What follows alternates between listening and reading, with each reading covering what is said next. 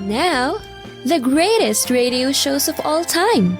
Suspense. The Shadow Node. Washington calling David Harding, counter-spy. Classic radio theater. The Great Gildersleeve. Fibber McGee and Molly. Dragnet. Gunsmoke. The Lone Ranger. Now, step back into a time machine with your host, Wyatt Cox. Good evening, friends of the Inner Sanctum. We remember on this Thursday the events of 80 years ago. Drama. It was 80 years ago today, victory in Europe was declared. And we will hear ultimate preservation of that. Norman Corwin's On a Note of Triumph.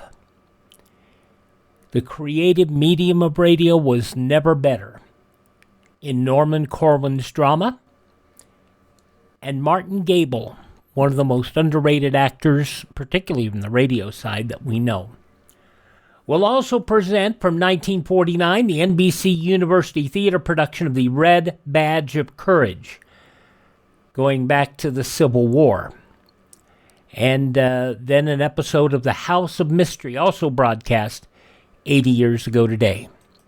That's what's coming up on this Thursday. This is the 5th day of May, 128th day of the year, 237 days left in 2025.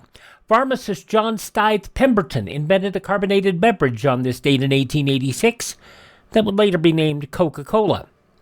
Paramount Pictures formed on this date in 1914, and it was on this date in 1945 it became official. VE Day. German forces agreed to an unconditional surrender. This is a solemn but a glorious hour. I only wish that Franklin D. Roosevelt had lived to witness this day.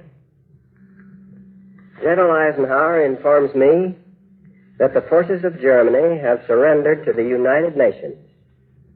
The flags of freedom fly all over Europe.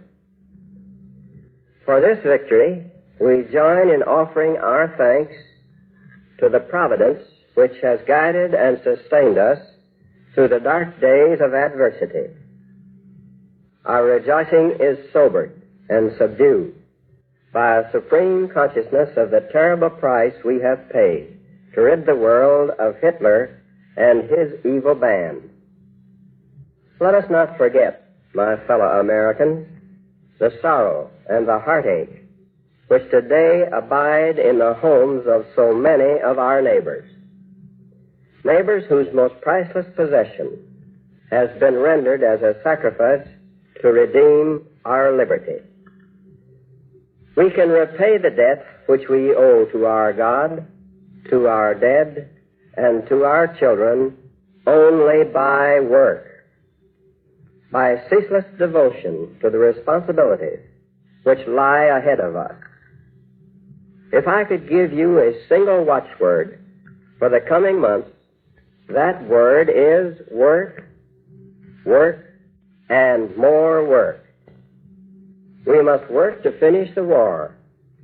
Our victory is but half won. The West is free, but the East is still in bondage to the treacherous tyranny of the Japanese. When the last Japanese division has surrendered unconditionally, then only will our fighting job be done. We must work to bind up the wounds of a suffering world, to build an abiding peace, a peace rooted in justice and in law. An excerpt from President Truman's comments on that date, which happened to also be his birthday. He was born on this date in 1884. Also on this date, in addition to that message, English Prime Minister Winston Churchill thanked the Allies as well. Our gratitude to all our splendid allies goes forth from all our hearts in this island and throughout the British Empire. Coming up in a few minutes, you'll hear probably the best tribute that could have been done to those who gave, to those who sacrificed, and to those who died. They were honored on this date by Norman Corwin and the American people on this date in 1945. The Hard Hat Riots occurred in the Wall Street area of New York City on this date in 1970 as blue-collar construction workers clashed with anti-war demonstrators protesting the Vietnam War. In 1972, President Nixon announced his order to place mines in major North Vietnamese ports in order to stem the flow of weapons and other goods to that nation. A 71-day standoff between federal authorities and the American Indian Movement members occupying the Pine Ridge Reservation at Wounded Knee, South Dakota, ended with the surrender of the militants. American Indian Movement spokesperson Ironclad said the protest had boosted Indian self-confidence. We've been held back and suppressed for so long that it's kind of hard to finally take that initial step out, and finally say, I am free at last. It was on this date in 1984 the Soviet Union announced it would boycott the 1984 Summer Olympics in Los Angeles. We're paying the price for 1980, and again, the ones that are hurt are the athletes. Peter Uberoff, president of the Los Angeles Olympic Organizing Committee, who would go on to be the commissioner of Major League Baseball from 1984 to 1989. Amid accusations of marital infidelity with Donna Rice on this date in 1987, Gary Hart dropped out of the presidential race. Clearly, under present circumstances, this campaign cannot go on. I refuse to submit my family and my friends and innocent people and myself to further rumors and gossip. It's simply an intolerable situation. I believe I would have been a successful candidate, and I know I could have been a very good president, particularly for these times. But apparently now we'll never know. After those accusations, Hart was never a player in politics ever again. Julie Andrews, star of the Broadway musical Victor Victoria, announced on this date in 1996 she was withdrawing her name from consideration for the 1996 Tony Award as Best Actress in a Musical. I have searched my conscience and my heart, and I find that, sadly, I cannot accept this nomination, and I prefer instead to stand with the egregiously overlooked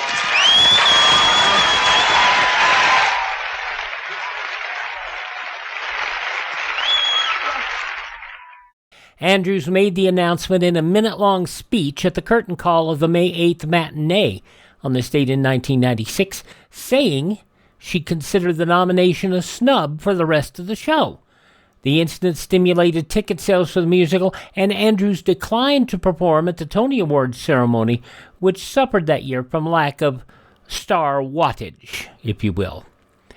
The new Canadian War Museum opened on this date in 2005 in commemoration of the 60th anniversary of VE Day.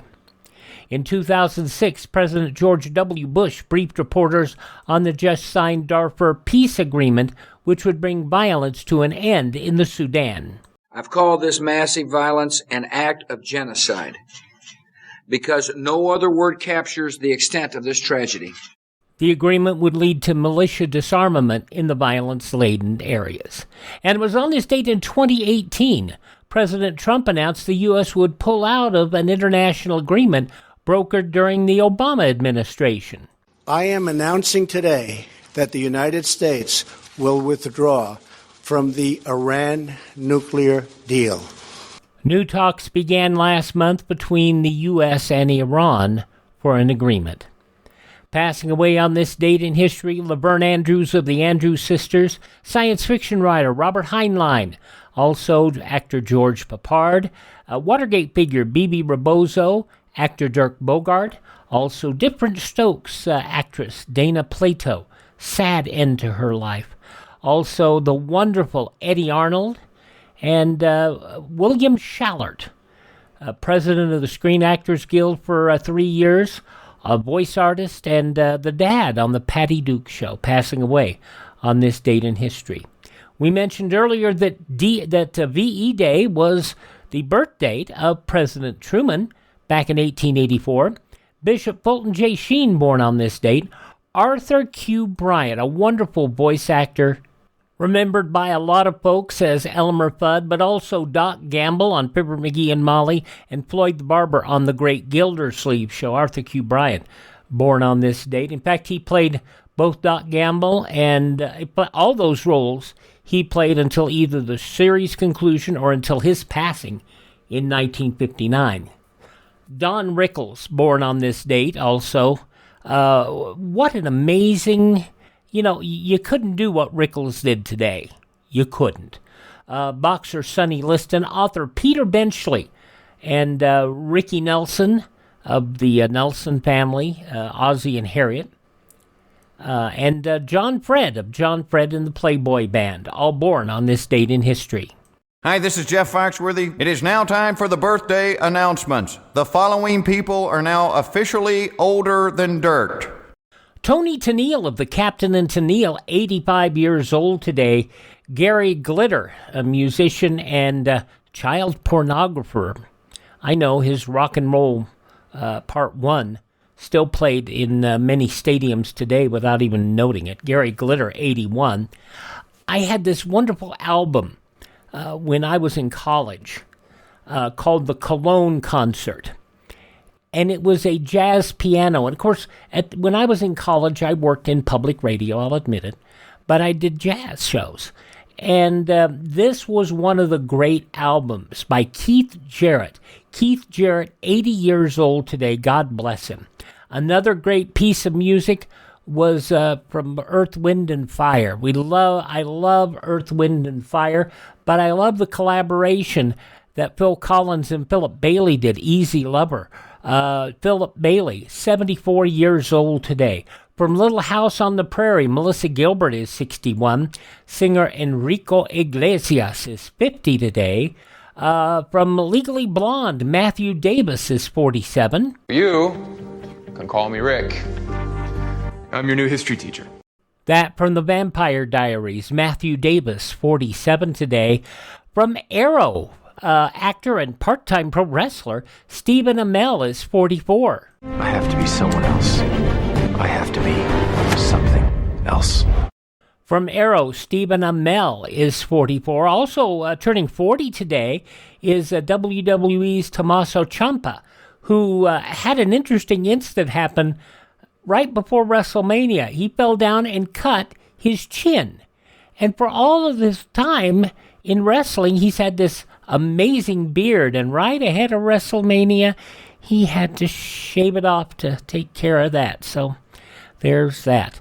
Tommaso Ciampa, 40 years old today, and the WWE Women's Champion, Io Sky, is 35 today. And now you see why I talk about, there's such a wonderful synergy in a lot of entertainment and wrestling. One of the biggest WWE fans I know of, and that is Puffy. Gabriel Iglesias loves pro wrestling. Anytime he can be somewhere around wrestling, he's there. And, of course, he's a massively in-demand comedian as well. But that's why I talk so much about wrestling, because there's that big connection between wrestling and entertainment. Stephen Amell, who does a little wrestling on the side, and I think he is a friend of Cody Rhodes. So there's that connection there as well. Those some of the people celebrating the 8th day of May as their birthday.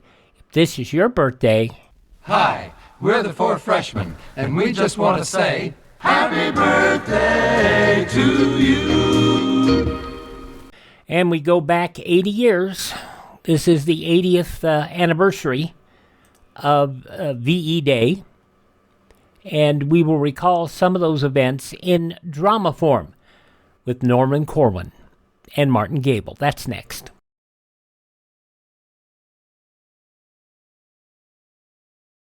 Ladies, there's one war job that you and only you can do. I mean the saving of waste fats and oils. Every drop of used fat is vitally needed for military medicines and supplies, and for supplies on the home front, such as fabrics, paints, and soaps. That fat has to come from your kitchen. Don't fall down on your war job. Save all used fats in a clean can, and the minute the can is full, take it right down to your butcher. He'll pay you 4 cents plus 2 red ration points for every pound you turn in. We're going to hear the first half now on Classic Radio Theater on this 8th day of May, a Thursday, and an episode of On a Note of Triumph. This was a special written and produced and directed by Norman Corwin, perhaps the poet laureate of radio. And Martin Gabel did such a wonderful job with this. We're going to hear the first half of it from 80 years ago today. VE Day, May 8th, 1945.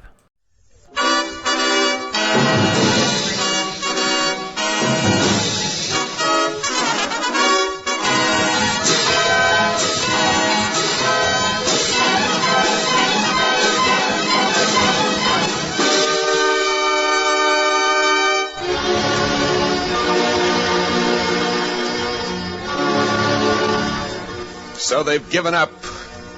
They're finally done in, and the rat is dead in an alley back of the Wilhelmstrasse. Take a bow, G.I. Take a bow, little guy. The Superman of tomorrow lies at the feet of you common men of this afternoon. This is it, kid. This is the day. All the way from Newburyport to Vladivostok. You had what it took, and you gave it. And each of you has a hunk of rainbow round your helmet. Seems like 3 men have done it again.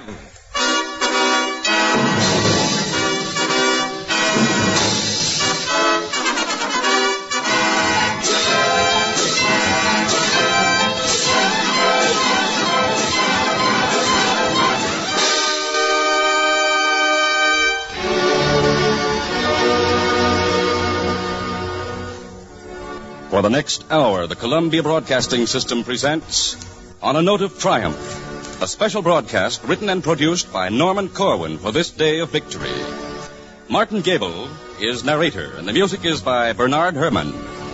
Martin Gabel in Norman Corwin's On a Note of Triumph.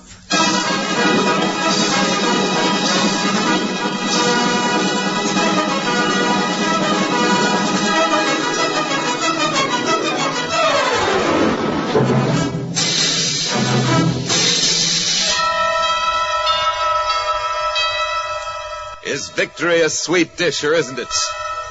And how do you think those lights look in Europe after 5 years of blackout going on to 6? Rather pretty good. Pretty good, sister. The kids of Poland will soon know what an orange tastes like. And the smell of honest-to-God bread freshly made and sawdust-free will create a stir in the streets of Athens. There's a hot time in the old town of Dnepropetrovsk tonight. And it is reasonable to assume the same goes for 1,000 other cities, including some Scandinavian. It can at last be said without jinxing the campaign, somehow the decadent democracies, the bungling Bolsheviks, the saps and softies were tougher in the end than the brown-shirt bully boys. And smarter, too. For without whipping a priest, burning a book, or slugging a Jew, without corralling a girl in a brothel or bleeding a child for plasma, far-flung, ordinary men, unspectacular but free, rousing out of their habits in their homes, got up early one morning, flexed their muscles, learned, as amateurs, the manual of arms, and set out across perilous plains and oceans to whop the bejeepers out of the professionals. This they did. For confirmation, see the last communique bearing the mark of the Allied High Command. Clip it out of the morning paper and hand it over to your children for safekeeping. We're gonna tell the postman next time he comes around that Mr. Hitler's new address is the Berlin burying ground. Round and around Hitler's grave, round and around we go. Gonna lay that feller down so he won't get up no more. Hitler went to the Russian front where every bullet missed him. He caught a dose of Stalingrad that spread all through his system. Round and around Hitler's grave, round and around we go. There are many variations on this melody tonight. Many a different tongue and tune saying the same thing. The Serbs would refer to it as and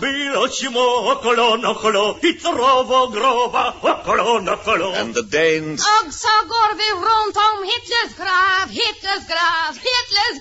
the Greeks have a word for it.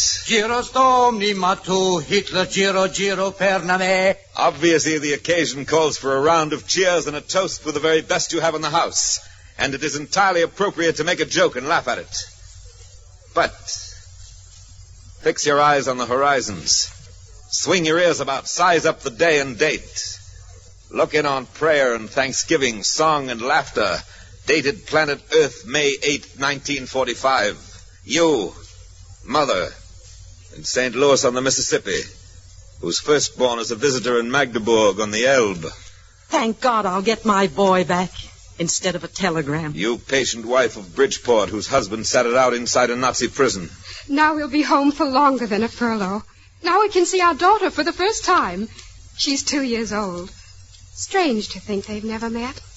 You minister and congregation in a wooden church, having come in from your farms through the nippy night air of New Hampshire, meeting together to thank the God of wrath for justice done. Oh, sing unto the Lord a new song. Let the congregation of saints praise him. Let the praises of God be in their mouth, and a two-edged sword in their hand, to be avenged of the nations, and to rebuke the people, to bind their kings in chains, and their nobles with lace. And you, Rabbi, in the synagogue, by the light of the menorah, by the light of the proud candelabra descended from the tabernacle in the wilderness, from Egypt to the Oklahoma prairie town, you, Rabbi, entering another Red Sea crossing in the ancient scroll. No great tyranny has ever lasted.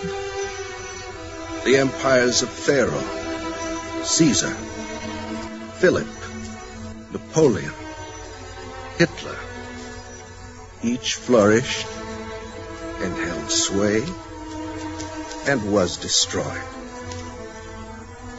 They were powerful, but all of them forgot one thing: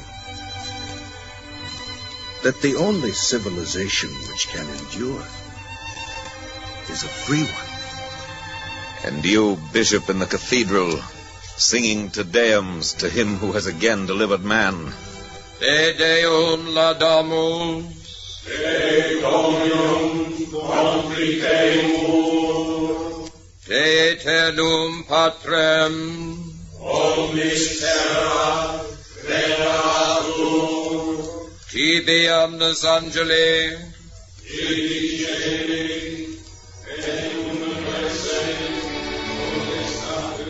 Have you time right now, listener, to stop in at 100 million homes? Some of them with plaster loose from the last bombing. Some in towns where townsmen's blood mixed lately with rainwater in the gutters. In farmhouse of steppe and upland. In mining villages with regimented chimneys. In apartments of executives, where decor is impeccable and genuine utrillos hang. In tenements where L trains go by every 7 minutes with a rack and roar. It's top of the evening. Hip, hip, hooray. How about another drink, Alf? And a very good time's being had by all. Meanwhile, the crowds gather.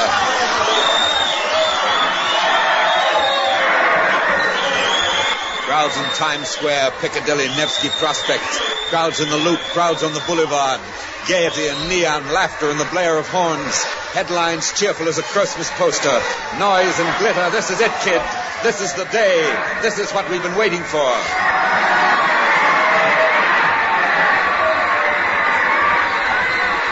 But through the din, the clamor, do you hear a voice?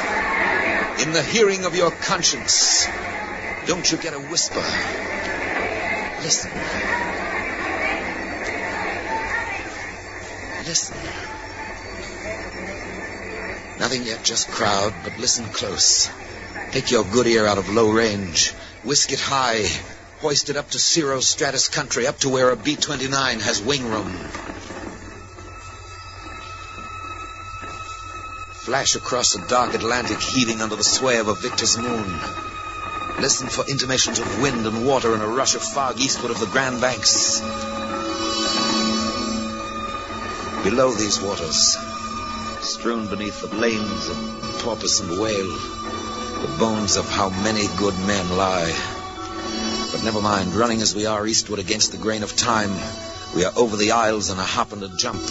We are established now on the continent. So listen closely.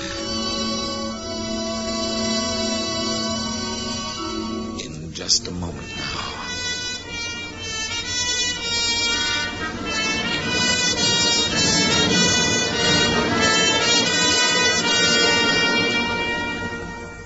Don't expect to hear metallic speech from a rosette of amplifying horns on the high poles of the public address system. But listen for a modest voice, as sensible and intimate to you as the quiet turning of your own considered judgment. Now we're ready. The voice you hear will be that of the conqueror, the man of the hour, the man of the year, of the past 10 years and the next 20. I'm a private first class in an army of one of the United Nations. If you don't mind, there's some things I'd like to ask. Just a man in uniform you've met somewhere, or seen in the newsreels loading a truck, or marching, or read about in the dispatches. A fighting man, glad to be alive, a little tired but in good shape, a dozen battles notched in his gun stock and dug in his memory. Who is he? Well, his name and rank and nationality don't matter much. Just picture him where he may be tonight in Europe. Perhaps in his cot in a barracks, his hands behind his head thinking things over.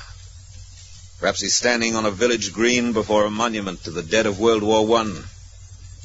Perhaps he's strolling in a history-weary valley under the same stars which 2,500 years ago watched a Persian brand of Nazis take a beating in the hills of Marathon. Close your eyes, and it could reasonably be this boy, that boy, any boy at all with war still thumping in his ears. Close your eyes and concentrate and listen.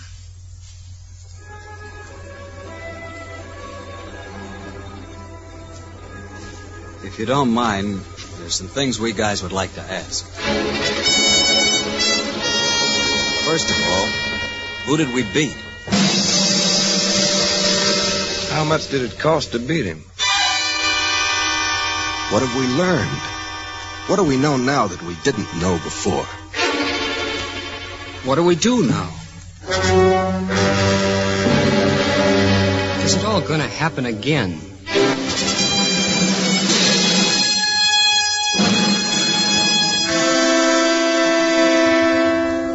Can it be? In the interim between the making of a toast and the drinking of it, such questions on the lips of fighting men tonight? Questions from areas of truce, insistent, footnoting the armistice? Who have we beat?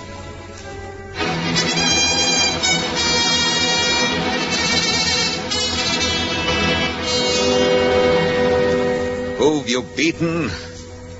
Well, let's get hold of him and see. Lead him in and prop him up before our microphone. Now, look at this rubble of a man.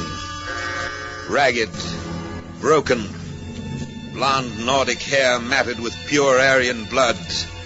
Deaf from blast and blind from smoke. Chin down, tail between his legs. Pity the poor beggar? I was ordered to do it. You hear he was ordered to do it. I'm a soldier. I'm a little man. I merely obeyed orders. Whose orders? The party's. Who elected the party? I did. Who supported the party? I did. When you saw where the party was taking Germany, whose job was it to overthrow the party? Mine. And did you? No. I was a member of the party. He's meek now. He answers questions. He stands before you, gun reft, palms empty, steel whip confiscated.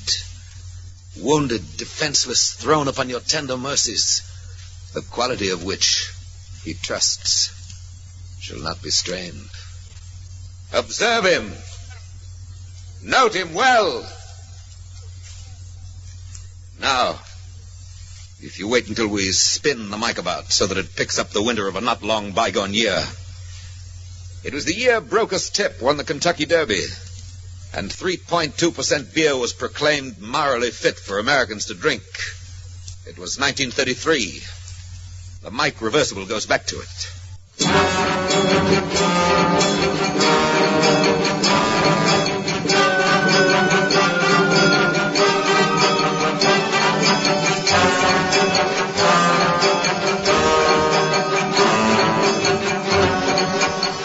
Look at our German now. Fat and sassy.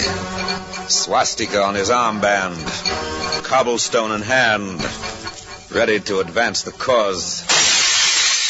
Another Jewish store window is broken. The stock will presently be looted and the state is happy. Hey, nani, nani, achtung, and well-a-day. This has been a good week for the little man who obeys orders, and prosperity fills his jowls and biceps. For his Führer was appointed Chancellor last Monday, and on Wednesday... Open the door! Open! Raids on the homes of the leaders of the opposition parties, and on Thursday... This is what we think of your newspaper. You are forbidden by decree to publish any further editions as of today. Suppression of the opposition newspapers, and on Sunday... Attention! An official government decree. Henceforth it shall be deemed a crime against the state, punishable by law, to make any criticisms, whatever, of Reichschancellor Hitler. Heil Hitler!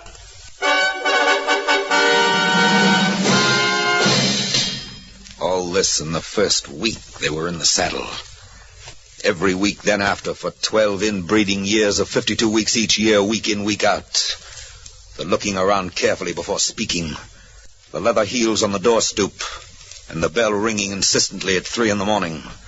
The stormtrooper, authority dangling from the holster on his hip. Smugness fitting him like tights. The new decree even worse than the one published last week. The dream of escape. The pillow full of border where kind people wait. Just across, just beyond, on the other side, so near they see you and have pity for you. And then the awakening in the room in Dusseldorf. You're under arrest. Put your clothes on and come with me. Violence beyond the fitful dreams of the straitjacketed maniac in the asylum. Tear out his beard by the roots. And if his face comes off with it, all the better. Arrogance enough to dwarf an Alp. God has manifested himself not in Jesus Christ, but in Adolf Hitler. Last week pillage, this week murder, next week burn the books and don't forget the Bible. 4th week in April, trial of 1,000 priests and nuns. The men who were masterless but free now have a master but no freedom. However, they have discipline and a scapegoat. And one can go far on that. Hunger and poverty and a couple of big contributions from a couple of big industrialists were enough to get them started. And fancy treason, foreign and domestic, kept them going. Also cruelties to make skin creep on the sweating scalp. The fat and hairy fist against the fragile mouth. Now spit out your teeth, pretty one, and tell us. Who else was in your trade union? The conscript children. Putrescence in the classroom. Scum injected in the growing arm. My father last night said to my mother that he hates der Führer. Good boy. Where do you live, Hans? Last week purge, this week putsch, next week break a treaty, form an axis, give a hitch to Franco. Meanwhile, the small businessman who didn't kick into the party is framed on a trumped-up charge of listening to the British radio and is thrust, protesting, on a table for the guillotine. No, I am innocent. I have no radio. I am innocent, I tell you. No, I am innocent. This week and every week. The staggering lie.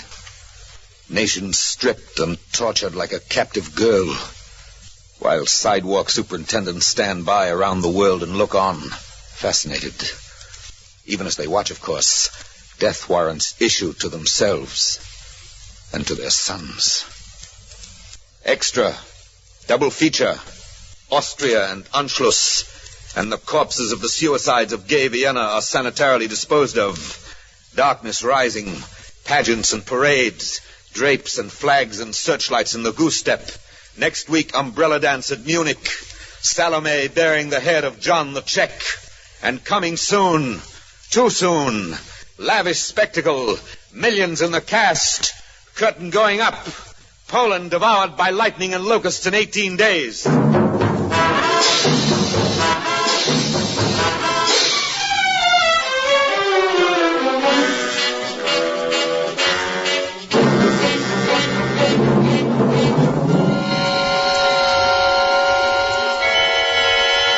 Eastward look. The land is bright. You can read an occupational order by the flare of the burning church. 1,600 of the townspeople are locked in there, but their screams have sizzled out, the children's being the first to cease. In the ruddy-complexioned evening of Bydgoszcz, study, if you will, the reflected glow on the face of the little man who obeys orders. He hasn't had as much fun as this since the day he split open the professor's head in the well-planned scuffle on Freubelstrasse.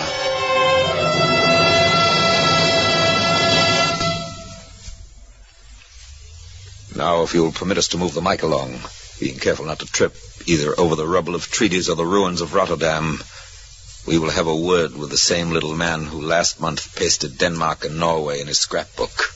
Heil! Will you explain why Rotterdam was bombed and thousands of its people killed after the city had surrendered? Ja, sure. Schrecklichkeit. What's that? Frightfulness, it means. Frightfulness? Yeah. That was our plan. You mean Schrecklichkeit is an official policy of the German High Command? Yeah. You seem to be feeling pretty chipper. Holland fell to us in 4 days. Denmark in 1. And France? We will be in Paris before the end of June.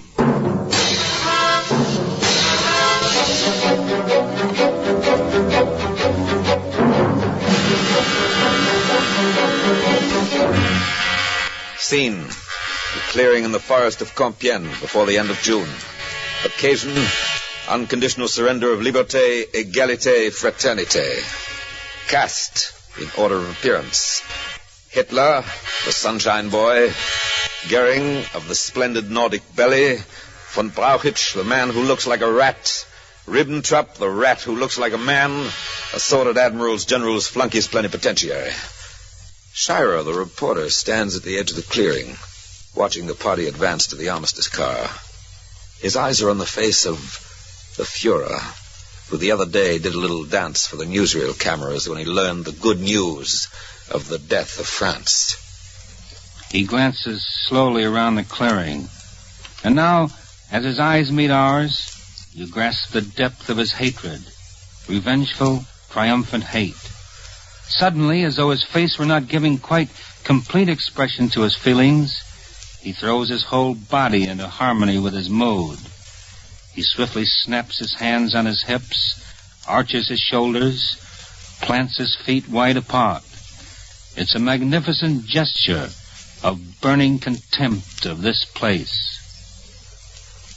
The gloating hour is to be remembered. File it away in a bomb-proof corner, if such there be, against a better time, if such can possibly arrive. Meanwhile, other gestures of contempt soon fill the night skies over London. The cocky pilot, little man with wings, smiles in German, and the bombardier spits on his punctual hands, in forewarning of which below the news is published on the blacked-out air.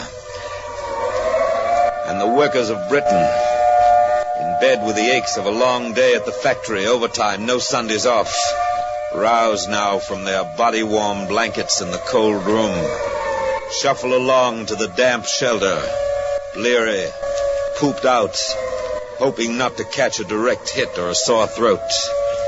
And, inevitably, in some postal zone or other, the hit is a direct hit.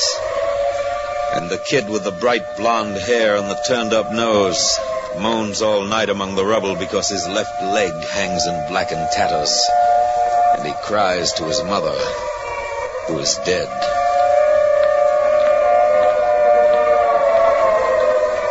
The siren is a musician of no value, knowing only one tune, which each time played is a disturbance of the peace.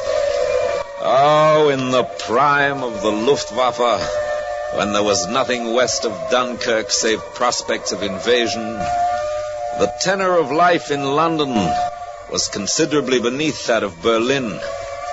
For whereas the pubs of Westminster burned like books and synagogues, and the waters of the estuary blazed with oil, the warm cafes of Kurfürstendamm were busy and gay, and there was boating in the Tiergarten. The waltzes of J. Strauss of Austria, now part of the Reich, were especially lilting in the ballroom of the Adlon. The dances of A. Dvorak of Bohemia, lately absorbed by the Greater Germany, were gay as could be, and the contralto in the Rathskeller, abrim with charm, sang feelingly the leader of E. Grieg of Norway, Reich Protectorate.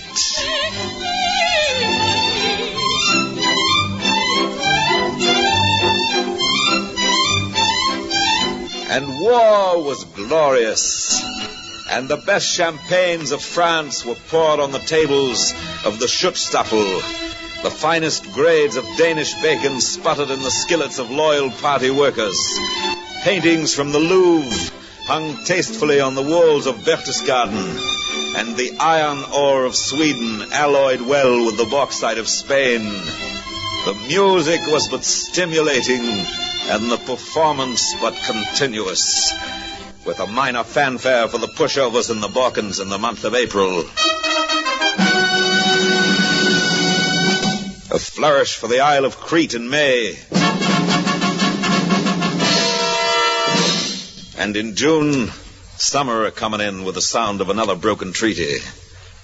Yea, on the dawn of the second day of summer, the little man who could be relied on to take orders took yet another order. Proudly, he advanced, chin up, Stuka high, chest out, tanks pointed east, into the Soviet Union. And it was a great morning, and war was glorious, and it was exulting to kill and destroy for Der Führer, as always. And the fanfare soon came every hour on the hour on the Reichssender radio. Smolensk, Kiev, and Oryel falling to the accompaniment of pronouncements from Lord Haw-Haw. It will be futile to hope that one day the Soviets may rise again. They will never rise again. They are being smashed once and for all. When their defeat is completed, Britain will stand alone, without one single barrier between her and the foe. Bryansk, Odessa, Rostov, encirclement of Leningrad, siege of Moscow, Russia staggering under the bulletins of DNB, and the sale of Russian-German dictionaries boomed in Leipzig, city of books and culture, at about which time the little man took another swig of captured vodka, stripped another car-loaded Lublin, herded naked men, women, and children into hot showers to open their pores for the gas chamber, and then sat back in his barracks and listened to waltzes on the loudspeaker in the prison yard. Later, in conformity with the predictions of seasoned military observers, the Russians were crushed at Stalingrad, and that was the deciding blow. Hitler, the giver of orders, said so himself, said no power on earth could push the Wehrmacht back from Stalingrad. And who could doubt the word of him in whom God hath manifested himself? What Hitler hath put asunder, no man could join. And that was that. And the wave of the future swept all before it. And the century of the uncommon Aryan opened up ahead. And Germany was promises.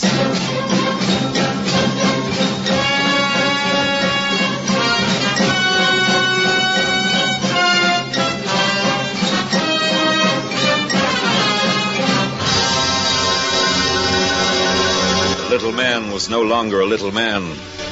He was a colossus who stood with one foot in Rhodes and the other in Finland. He claimed clapped his hands, and a tanker went down over Atlantic City aflame. He blinked his eyes, and there ensued mighty thunder, and Tobruk was his in a day. He inhaled, and 1 million slaves trembled in his galleys. Nothing like him ever was.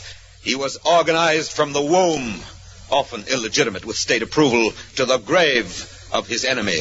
His brand was on the soul of his victims, and the planet fitted in his palm.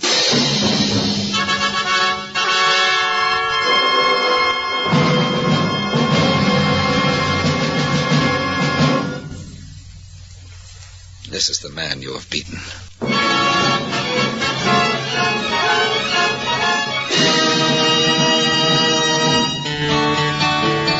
German Army General Staff, I guess they miss connections. They went 100 miles a day, but in the wrong directions. Round and around Hitler's grave, round and around we go. Gonna lay that feller down. We return you to the conqueror, to the boy with the questions on his mind. So that's the man we've beaten. How much did it cost to beat him?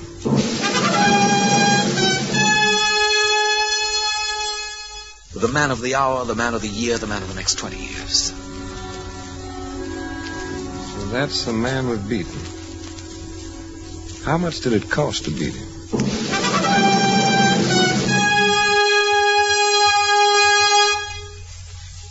How much did it cost?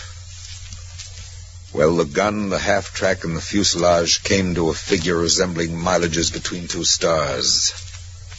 Impressive, but not to be grasped by any single imagination. High octane is high, and K rations in the aggregate mount up. Also mosquito netting and battleships. But these costs are calculable and have no nerve endings, and will eventually be taken care of by the federal taxes on antiques, cigarettes, and excess profits. However, in the matter of the kid who used to deliver folded newspapers to your doorstep, flipping them sideways from his bicycle, and who died on a jeep in the Ruhr, there is no fixed price, and no amount of taxes can restore him to his mother. His mother sits in a room with a picture tonight and listens to a clock ticking on the mantelpiece and remembers, among other things, how he struggled with the barber when he was getting his first haircut and how she tried to calm him. And the upstairs tenant, in consideration of the news outdoors, says to his wife, "Shall we invite Mrs. Fish to come up? She's all alone tonight, and it seems sort of a shame." Well, I have a hunch she'd rather be alone tonight. Think so? I don't think she's in a mood to talk or carry on. She probably just wants to be with her thoughts. Maybe you're right. And the thoughts of the mother are tall, straight thoughts. And they burn like candles, quietly and slowly. And they trail into smoke and are lost in shadows. He was a good boy. My grief I'll take with me to my grave. But also my pride, for he died in the service of his country. It's a good country, and he was worthy of living in it. Pray God it'll always be worthy of his having died for it.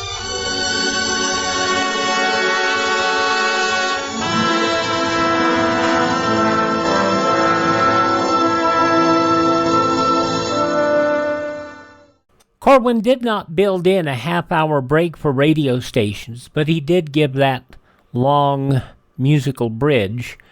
We'll take that as a chance to break for On a Note of Triumph.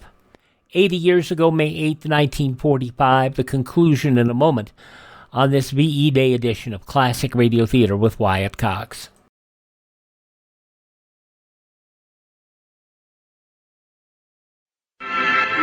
Can I take this can of used fat to the store and keep the money? Why, yes. But what made you think about doing that all of a sudden? Well, heck, Mom. They got a big sign in the store about it. They're paying real money for this used fat now. Yes, you may be surprised at how much dealers are paying for used fats these days. It soon counts up. You see, used fats are still needed very much. This country and the whole world are still short of oils for making soap and other industrial products. So whether you let Junior keep the change or use the money to cut down your grocery bills, it pays to save every drop of used fat. Messages like that would continue for months ahead because the war wasn't done. You still had a war to win with Japan. But that was the first half of the war being completed on this date 80 years ago today. You have to remember one thing about listening to this program. It was live. It was done in one take. And what you're hearing was as good as live radio ever got. Amazing. Norman Corwin's On a Note of Triumph, as it was broadcast 80 years ago today, May 8th, 1945. We continue now.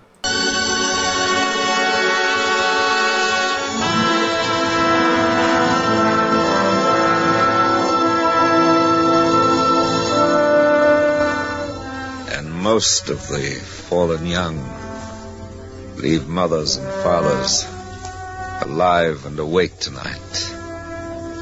And if you wish to assess the cost of beating the fascists, you must multiply the closed files in the departments of war by the exchange value of sorrow, which is infinite and has no decimals. Not to be overlooked either in such reckonings tonight is the international character of the love of human beings. Since this phenomenon never has been bounded on the East by Eastport, elsewise what is a notice like this doing in the busy pages of the London Times? To my dearly beloved boy, Donald H. Collins, fighter pilot RAF, on this your 21st birthday, reported killed in action, September 6, 1941. Sadly missed, Mother. Elsewise, why the young mother in Baranovici, Poland, writing to relatives in Orange, New Jersey? My dear Moishkele, and all my dear ones, on the 25th, there was a massacre here, as in all other places. People were thrown like dogs into privies. Children were thrown alive down wells. We are still among those who have been able to survive. But for how long? We expect death every day. Moishkele, your family is no more. Not one of them was left alive. But I envy them. Must close this letter now. It is impossible to describe our torments. The one thing that you can do for us is to revenge yourselves on our murderers someday. Alas, even a little revenge. Shall the balance sheet be balanced? By whom? How? No brow containing Euclid could be else than baffled by the simplest problem of the cost of hunger in a baby's bones. Have you paid something of the cost? Well, you're not through paying, and the bill's not settled. For in this way and that, for the rest of your days, the cost will appear. It will present itself in the form of deductions from the paycheck, in a surplus of widows and fatherless children, in the remembering eyes of the sweetheart, in babies never to be conceived, on love beds never lain in. Shall the balance sheet be balanced? By whom? How?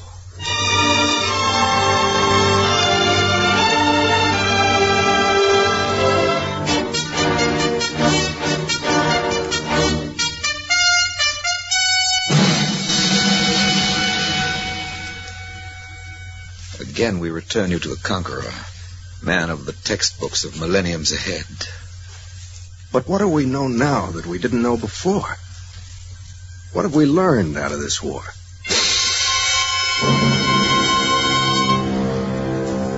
What have we learned? For one thing, evil is not always as insidious as advertised, but will upon occasion give fair warning, just as smoke announces the intention of flame to follow.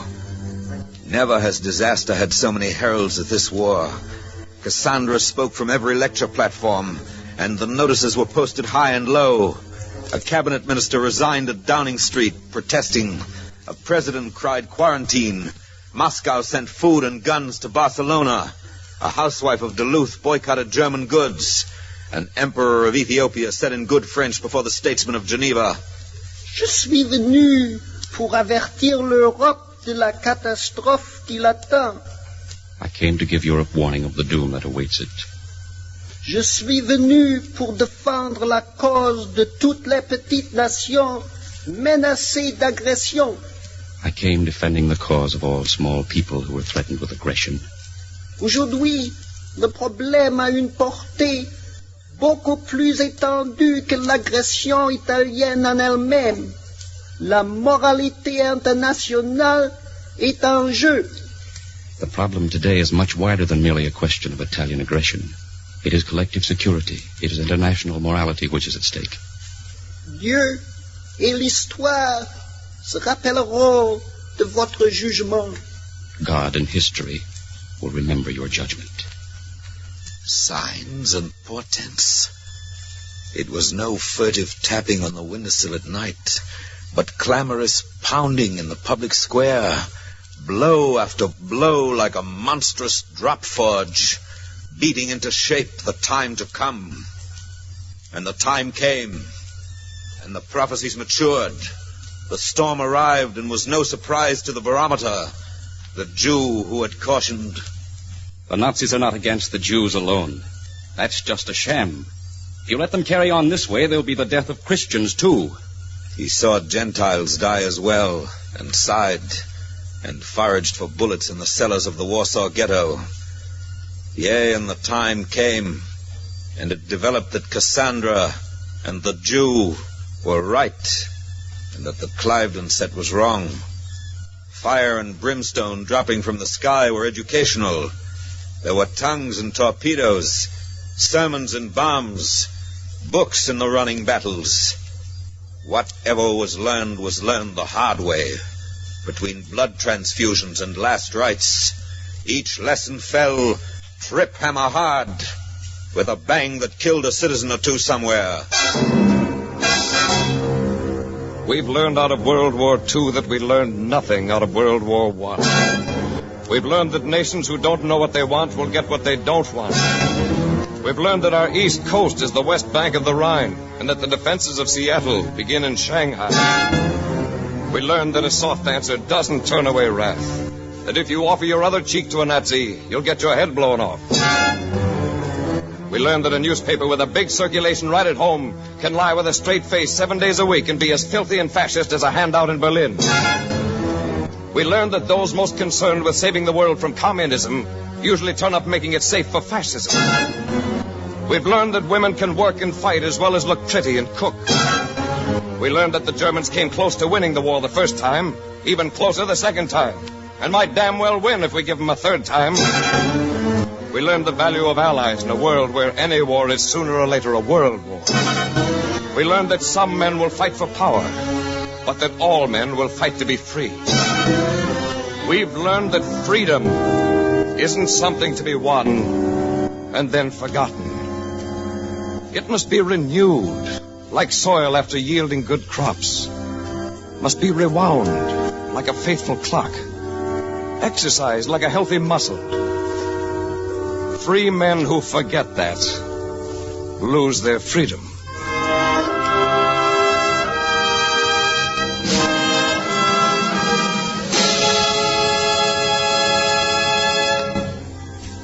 These and many more.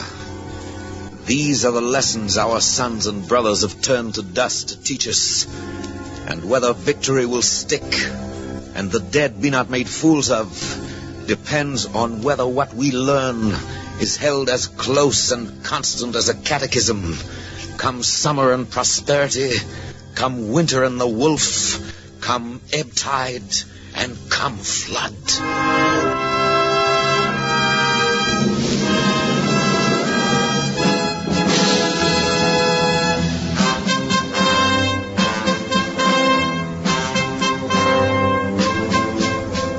Again the conqueror, where he patrols in Germany tonight under a streetlight. Again G.I. triumphant, by whose dint the lamps are going on all over Europe.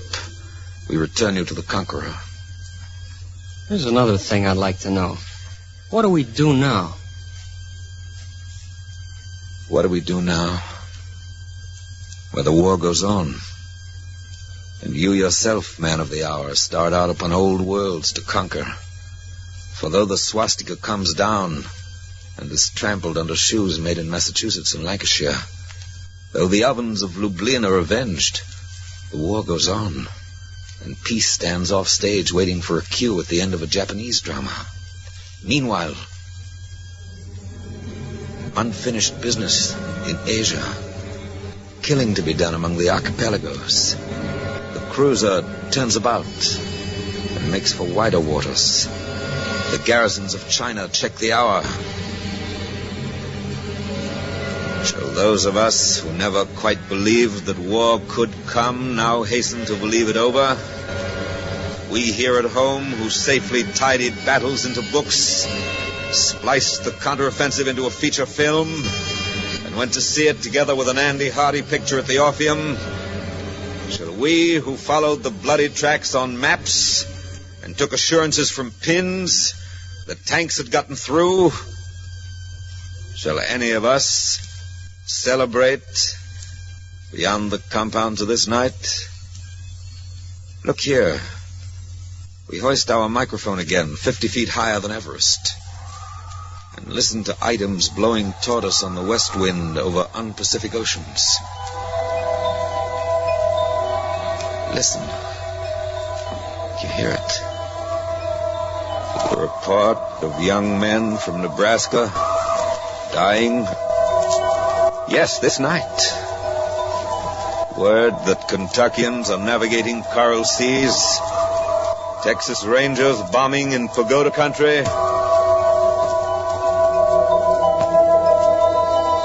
Run with us westward now in pursuit of a sun last seen on this continent an hour back.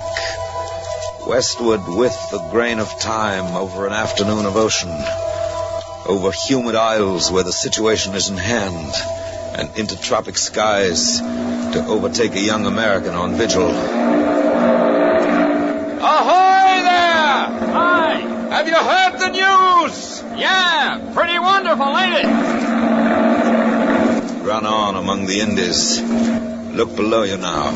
Sunlight fretting the surface of the sea. Horizons tentative in haze. In a flicker, banks of cumulus ahead now fall behind. Leagues rush past. Noonday is caught up with. Now, straight below, like beetles in a pond. Warships out of Newport News. Destroyers on patrol. We plummet to the leader and through a ventilator on the port side aft. Lower our microphone until it touches bottom in the engine room. Ahoy there, engineer! Ahoy! Have you heard the good news? We sure have. What do you think of it? 2 down and 1 to go. Now, hoist you up and overboard and dive with your compact equipment well in hand into the sea and under it.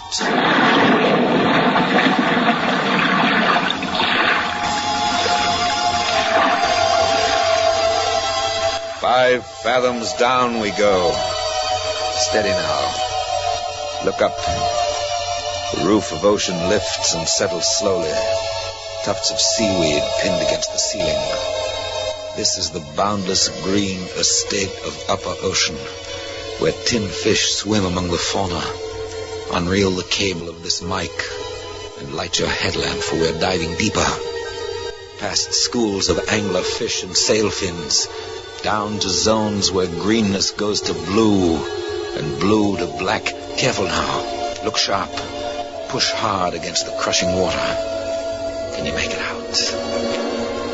A shape, long and slender, lying on a hummock of the bottom, almost covered by a drift of mud. Alas, it's not an ancient hulk. It is a submarine made in Wisconsin. The Scorpion, perhaps. The Amberjack. The Argonaut. We beat upon her hull. Ahoy Have you heard the news? Listen! Can you hear us? Listen! It's all over with the Nazis! We've beaten them! Can you make that out? You who are these long months unreported, you who have been out of touch of any but the deep-sea angels of the Lord's Leviathan reserves, you who are resting, rest assured of this. Over your heads and above the sea, victory has risen like a sun and moves west as we tell these things to you. Your brothers going down to sea in ships sail toward the settling of a score. Here with you on this ocean bed lie fighting comrades, men of the Cisco and the Perch, the Yorktown, the Chicago, and the Liscum Bay. Each shall be vindicated in good time. The names of Hornet and of Wasp have been fitted with new stingers, and on trim battle wagons, sailors from Northampton, Houston, Helena, and Lexington set out to resurrect the glory of proud sunken ships who bore those names. The Japs in conference tonight may well consider the latest news from Europe, and while they're at it, please to note the weather forecast for tomorrow. Dawn coming up like thunder.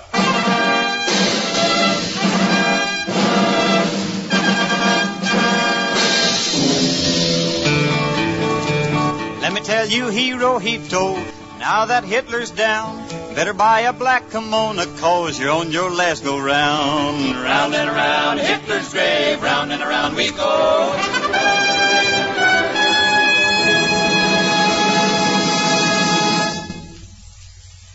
We return you to the conqueror. Yeah, the war goes on. That's understood all right. But when we finish with the Japs and the whole thing's over, well, what then? Is it going to happen again?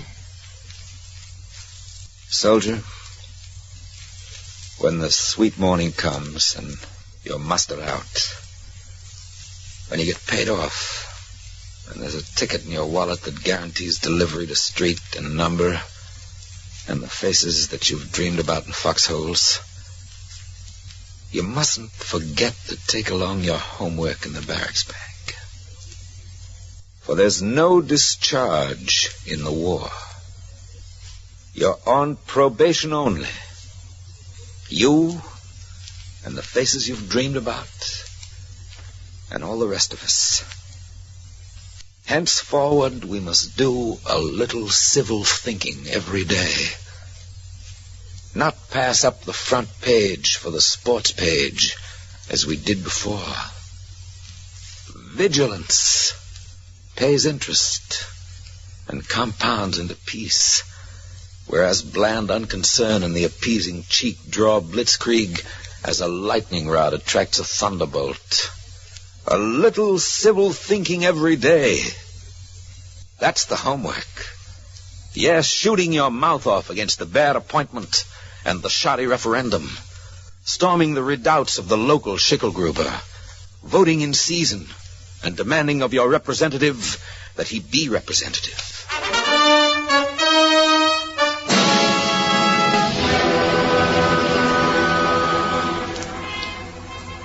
Is it going to happen again? Listen. Peace is never granted outright. It is lent and leased. You can win a war today and lose a peace tomorrow. Win in the field and lose in the forum. Peace has a mind of its own and doesn't follow victory around. What is 2/3 finished in Germany won't be 3/3 finished in Japan. There's a homely maxim out of London says it better. The duration's going to be a lot longer than the war, Governor. You can make war quickly, but you make peace slowly. It takes a second to break a peace, but a long time to put it together again. There are some records in Washington say it better. Congress took only 8 minutes to declare war on Germany, and in the same session it took only 5 minutes to declare war on Japan. But between this war and the last one, The world took 25 years trying to declare peace, and then couldn't do it. Listen, to win is great. To learn from winning greater. But to put the lessons learned from winning hard to work, that is the neatest trick of all. Shall we live alone this time and like it? We tried that before, and it didn't work. Shall we sit with the rest of the world in common council, or stand apart in splendid isolation? We stood apart last time, and it didn't work. Shall we merely assume it will happen again in the course of human nature and make up our minds not to make up our minds about anything really important? We tried the ostrich routine last time, and it didn't work. Soldier, don't you feel in your bones that we can keep it from happening again? That we're smarter now we've learned some lessons, and stronger now we've made some friends? For has it not been shown what free, united peoples can accomplish? Wonder staggering the naked mind. We came from behind, and we came up fast. We got together and spotted them aces and spades and beat them at their own game. Showed them how to pull off what Napoleon and Hitler never even dared to try. Invasion across the Channel. Showed them how to flank a flank and blitz a blitz. Showed them that when you get together and conquer, it works out better than divide and conquer. Showed them how to wage a war and work and plan and sing songs all at once. We're gonna tell the postman next time he comes around that Mr. Hitler's new address is the Berlin burying ground. Round and around Hitler's grave, round and around we go. Gonna lay that feller down, he won't get up no more. Adolf Hitler started hot, he was mighty big and bold. The Allies slapped him down so hard he caught his death of cold. Round and around Hitler's grave, round and around we go. Gonna lay that feller down, he won't get up no more. Round and around Hitler's grave, round and around we go. Gonna lay that feller down, he won't get up no more. The singing fades, the celebrants go home. The bowl is drained and emptied, and the toasts are drunk. The guns are still, the tanks garaged, the plane rests in the hangar. Only the night remains, and the armed camps. The boy with questions on his mind turns on his cot in the barracks, stares at the ceiling, says to himself, I hope to God it's not going to happen again. I hope they planned better this time. Outside, the dew of morning glistens like a hope, and light of day is just beyond the local curve of earth. The plan gets ready for tomorrow. Tomorrow is ready for the plan.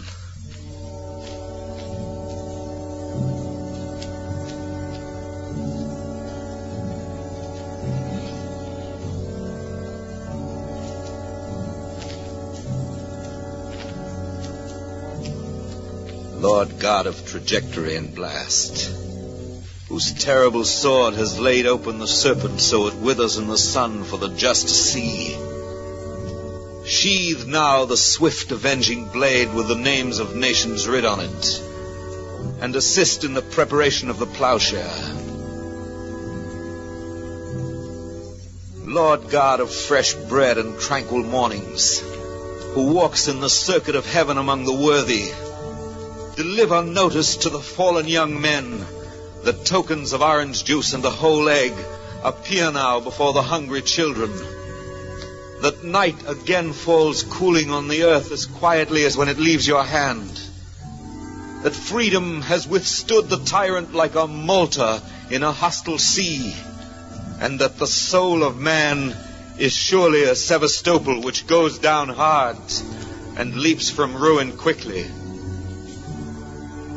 Lord God of the topcoat and the living wage, who has furred the fox against the time of winter, and stored provender of bees in summer's brightest places, do bring sweet influences to bear upon the assembly line. Accept the smoke of the mill town among the accredited clouds of the sky. Fend from the wind with a house and a hedge him whom you made in your image. Permit him to pick of the tree and the flock, that he may eat today without fear of tomorrow, and clothe himself with dignity in December. Lord God of test tube and blueprint, who jointed molecules of dust and shook them till their name was Adam, who taught worms and stars how they could live together, appear now among the parliaments of conquerors and give instruction to their schemes. Measure out new liberties, so none shall suffer for his father's color or the credo of his choice. Post proofs that brotherhood is not so wild a dream as those who profit by postponing it pretend. Sit at the treaty table and convoy the hopes of little peoples through expected straits, and press into the final seal a sign that peace will come for longer than posterities can see ahead, that man unto his fellow man shall be a friend forever.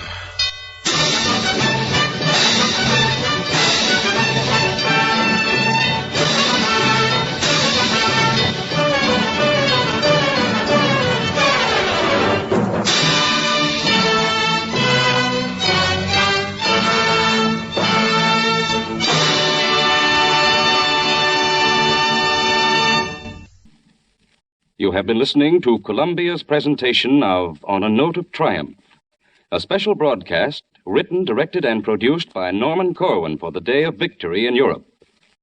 Martin Gabel starred as narrator. The musical score was composed by Bernard Herrmann and conducted by Lud Gluskin. The text of tonight's broadcast will be for sale at bookstores throughout the country tomorrow.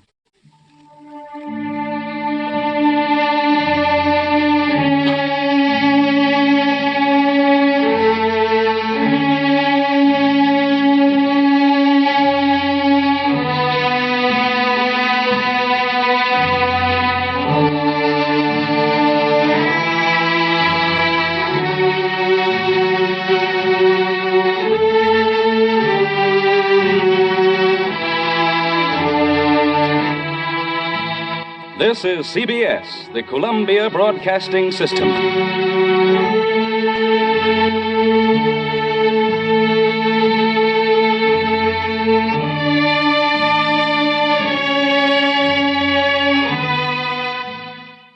That is what radio does and did best.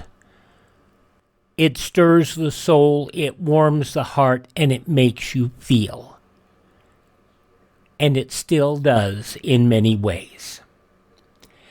80 years ago today, on a note of triumph, a special presentation from CBS, Martin Gabel, the narrator, and Norman Corwin's wonderful, wonderful words. He did so much good work, Corwin. He influenced many people: Ray Bradbury, Charles Kuralt, Robert Altman, Robin Williams, the Firesign Theater, the Grand Master of American audio theater. None better than Corwin. Martin Gabel, he was an amazing person with a lot of work. Most of his success came on Broadway and radio with Wells in the Mercury Theater Repertory Company and the Mercury Theater on the Air.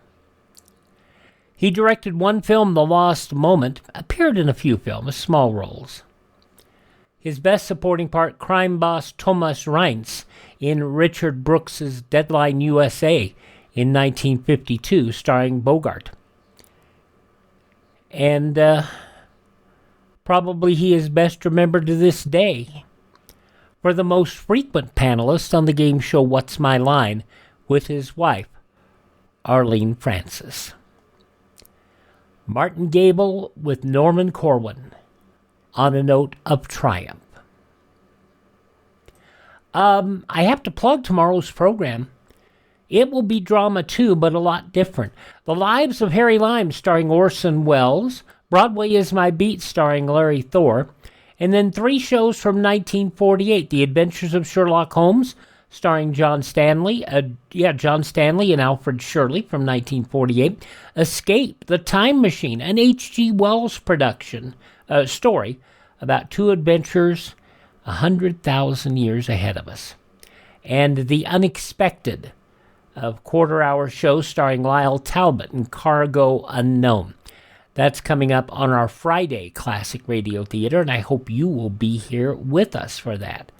On Saturday, we'll have Dragnet from 1953, The Big Joke, Dangerous Assignment from 1950, Big Town from 1949, and Suspense, The Last Days of Dillinger from 1954. On Sunday, we'll have a show that I love. It's called The Enormous Radio, an episode of the CBS Radio Workshop from 1956, and it makes you think. 1951 production of The Man Called X and the Elusive Countess, The Mysterious Traveler from 1948, and Lights Out from 1938.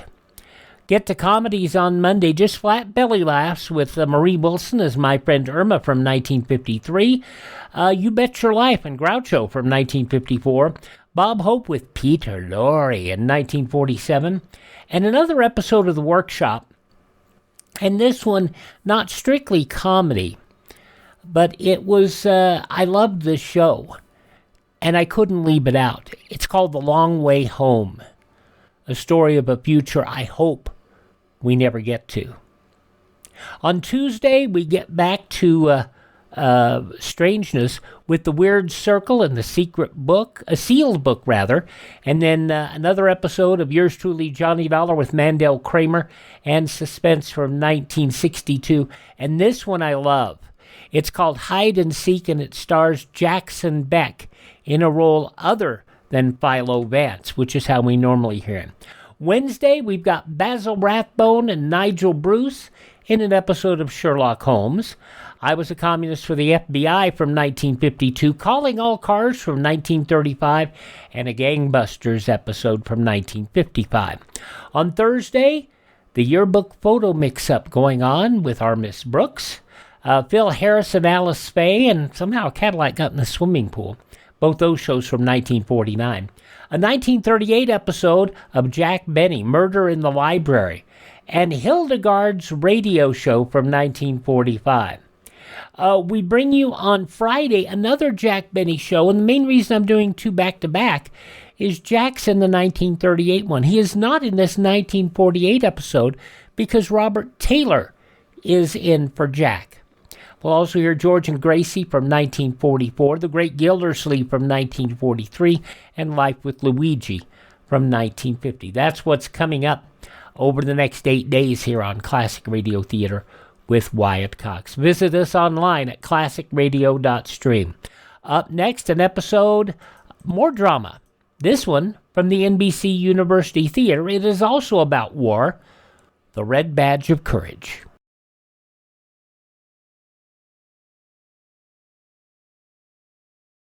Means you've got to be smarter than ever at figuring ways to fix the meals your families want, especially since you don't have as many points as you used to. Well, the smartest thing to do is to get extra points by turning in waste fats. You know, your meat dealer will give you cash and 2 red points for every pound you turn in. So get going. You'll be doing yourself a favor and your country an important service. For used fats are urgently needed for military medicines, armaments, and a host of things so necessary to win this war. Strain every drop into any tin can, no glass containers, please, and turn them in as soon as you have a pound. Americans were asked to restrict their consumption of food all the way through 1950. A lot of food sent from the U.S. to Europe to help with their problems. And there was a lot of that going on, care packages and such. And care.org is still around, by the way, so you can help people who are disadvantaged. Now, let us go back to 76 years ago today, May 8th, 1949. Another war story, an hour-long production of the NBC University Theater. This is The Red Badge of Courage, starring John Agar.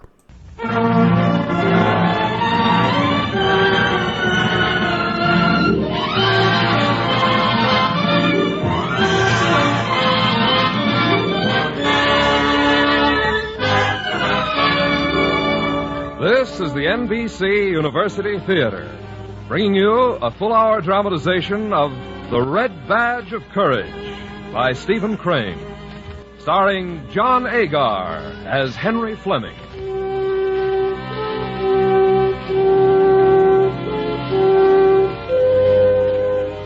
This is a war story, written by a boy who had never heard a shot fired in anger. It is a classic of American literature, psychologically sound, repertorially accurate, and poetically quite perfect. The Red Badge of Courage, the short masterpiece of Stephen Crane, whose personal legend is as exciting as his literary accomplishment. Crane was the son of a minister in Newark, New Jersey, which background he departed early to become reporter, novelist, poet, war correspondent, world traveler, and intimate friend of Joseph Conrad. He died before he was 30 in the mountains of the Black Forest of Germany. We bring you today a new and exciting radio adaptation of The Red Badge of Courage, written by Brainerd Duffield and Emerson Crocker, and starring in the role of Henry Fleming and voicing the introspective thoughts of that young soldier, Mr. John Agar.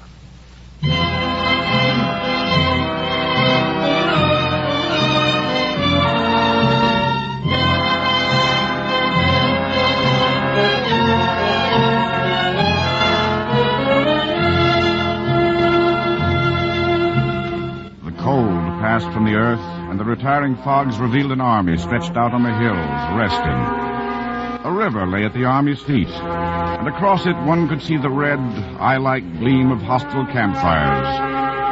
As the landscape changed from brown to green, the army awakened and began to tremble with eagerness at the noise of rumors of war and battle soon to come.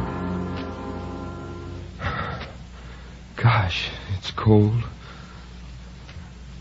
You're lying on your bunk, Henry Fleming, watching, listening, waiting for the word that's bound to come. You've been marched and drilled and reviewed. Surely there will be a battle soon. Look, here comes a soldier with news in his eye. Boys, I just heard something. I heard some fellers talking. We're going to move tomorrow, sure. We're going way up the river, cut across, and come around in behind them. It's a lie, Jim Conklin. I don't believe the darned old army's ever going to move. They're ready to move 8 times in the last 2 weeks, and we ain't moved yet. Is it true, Jim? Are we going to move? Well, Henry, that's what I just told you. Oh, what you talking about? You don't know everything in the world, do you? I didn't say I knew everything in the world. Going to be a battle, sure, is there, Jim? Of course there is. Of course there is. Now, you just wait until tomorrow, Henry, and you'll see one of the biggest battles ever was. Now, you just wait. So we're going to fight at last.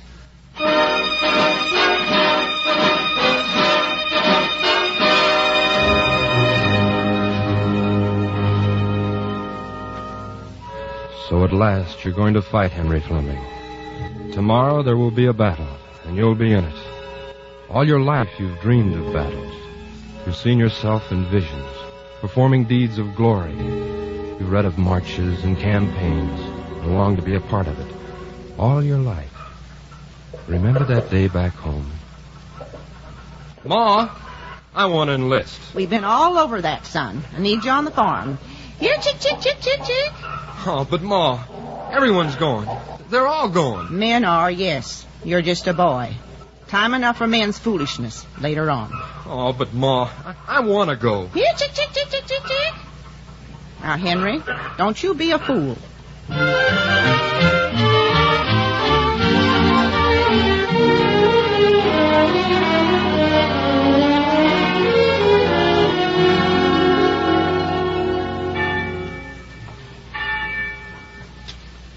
But every day you read the papers and heard the gossip of the village. And every day the winds carried you the clanging of the church bells, telling the news of some great victory. They were ringing that day when you came home. Your mother had been milking the brindle cow. Remember? You waited in the kitchen till you heard her step. You'd planned a little speech, and then the chance didn't come to use it after all. Ma, I've enlisted.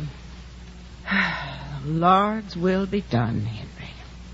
It seemed like I had to do it. I'll go and pack your bundle for you, son.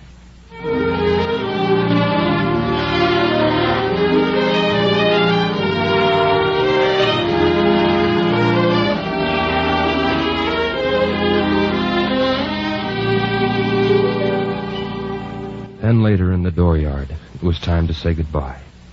It wasn't quite the way you'd pictured it would be. She didn't seem to understand what a glorious thing it was to be a soldier and march away to war. Now you watch out, Henry, and take good care of yourself.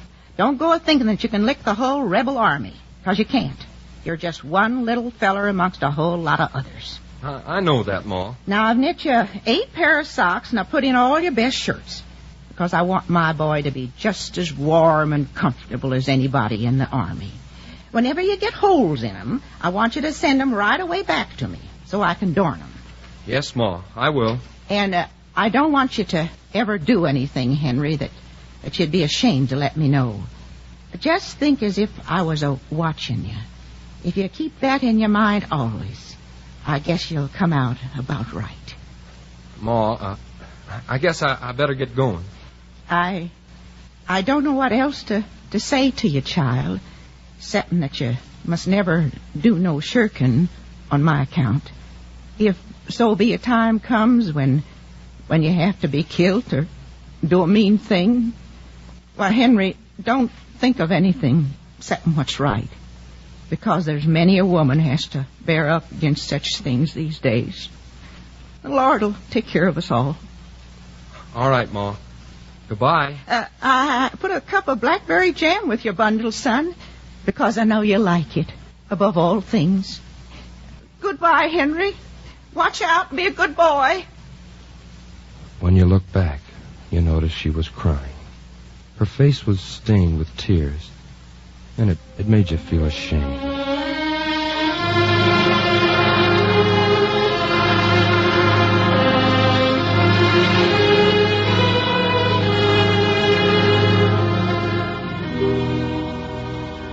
And now here you are. The time has come at last, and there will be a battle. And now you know. You're afraid. Afraid that when the battle comes, you'll want to run away. Well, you fellers can believe me or not, just as you like. Didn't the cavalry all start this morning? The regiment's got orders, too. A feller what was down to headquarters told me a little while ago. They're raising blazes all over camp. Anybody can see that. Huh. Shucks. Jim. Huh? What do you want, Henry? How do you think the regiment will do?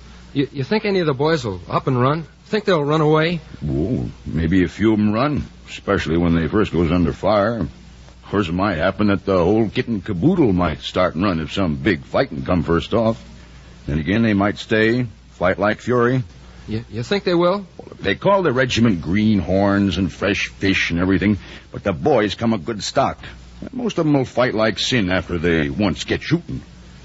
Did you ever think that you might run yourself, Jim? Mm-hmm. I've thought it might get too hot for Jim Conklin, some of them scrimmages, but if everybody was a-standing and fighting, well, I'd stand and fight. But Jiminy, I would. I'll bet on it. Would you, Jim?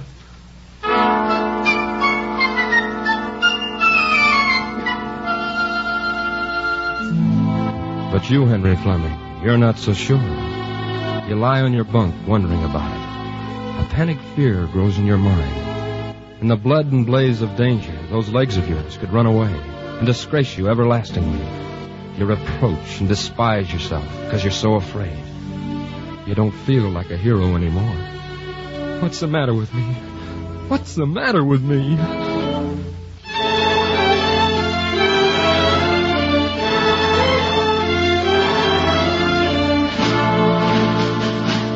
In the gloom before the break of day, the uniforms glowed deep purple. From off in the darkness came a trampling of feet, and a moment later the regiment went swinging off into the black. The air was heavy and cold with dew. The wet grass, marched upon, rustled like silk. The men stumbled along, muttering, wondering, cursing, until at last the sun struck full upon the earth. 2 thin black columns were climbing the brow of the hill like 2 serpents crawling from the cavern of the night. Hey, fellas, what regiment is that? Why, that's the Greenhorn. Ain't you heard? That's the new regiment. Hooray! Fresh fish! Fresh fish for sale!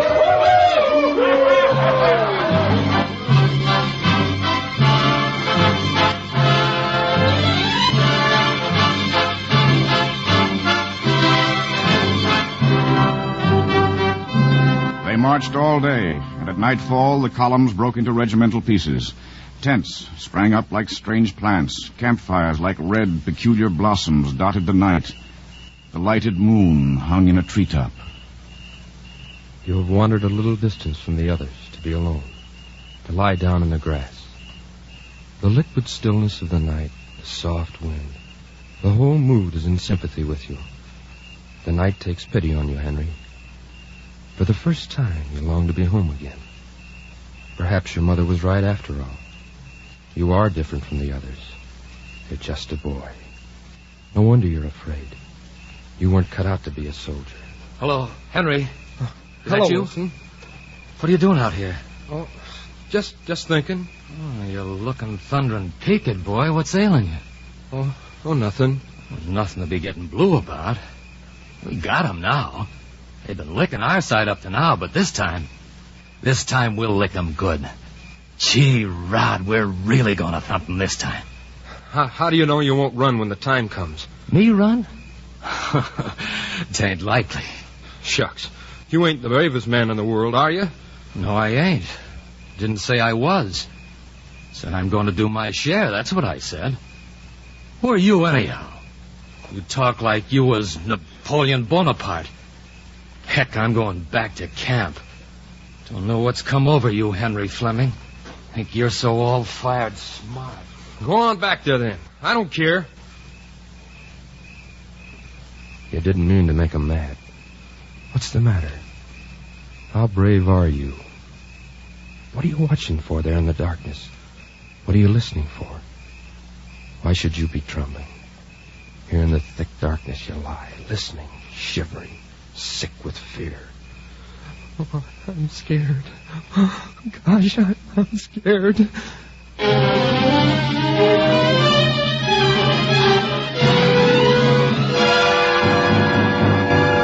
In the gray dawn, the men were shaken to their feet. Still half asleep, they found themselves hustling, running, panting through the woods. What the hell's such a hurry for? Henry, where are you? Here. I'm right with you, Wilson. You just stick close to me. And Jim, there's nothing to be scared of. Listen. Oh, what's that? Hey, it's muskets. It's muskets, all right. Man, did you hear them muskets? We're getting near. We're getting nearer to him. Why do we have to run so fast? I gotta get my breath. Up there in the shadows, the fierce-eyed enemy is lurking. You're gonna be sacrificed. It's all a trap. Can't they see? Are you the only one with eyes? Stop them. Tell them before it's too late. You there! Move along! Can't you see? We'll all be killed like pigs. Boys, listen to me. Fleming, get up in the rank there. Yes, sir, but... Get back there. Move, I said. Yes, sir. I am. Don't mind him. He doesn't understand. No one knows but you. You didn't want to fight. And now they want to see you slaughtered. Hear that? Artillery! All right, you men. Just follow me. What are y'all jumping for? That battle's almost 5 miles away. We gotta walk before we get there. Come on, this way. Let's go!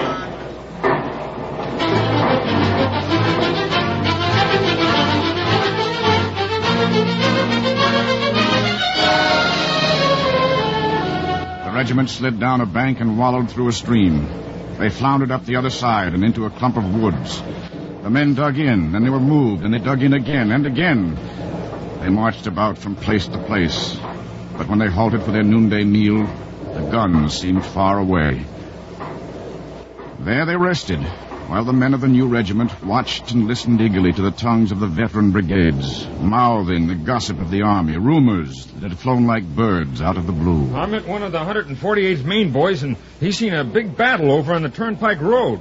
Killed about 5,000. Says one more fight such as that and the war will be over. Well, they say Hannis's battery is took. It ain't either. I saw Hannis's battery off on the left, not more than 15 minutes ago. Hey, you fellas hear about Bill? Some fella trod in his hand. Bill says war or no war, he'd be dummed if he was going to have every bushwhacker in the country walking around on his hand. So he went to the hospital disregardless of the fight. That's right. And then Bill wasn't scared either. No, sir, it wasn't that. 3 fingers was crunched. The darn doctor wanted to amputate him, and Bill sure raised some row. What are they laughing at over there? What can they find to laugh at? Death is everywhere. Henry, come here. Can I speak to you? Sure, Wilson. What do you want? We'll be going into battle pretty soon, and I got a feeling, I just got a feeling it'll be my first one and my last. Well, what do you mean?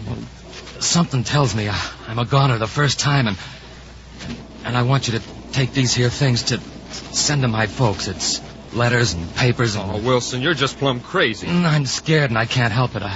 I wouldn't tell that to Jim or everyone. Here, you just take them, Henry. Give them here. If anything should happen, I promise... Oh, thank you, Henry. You're my friend.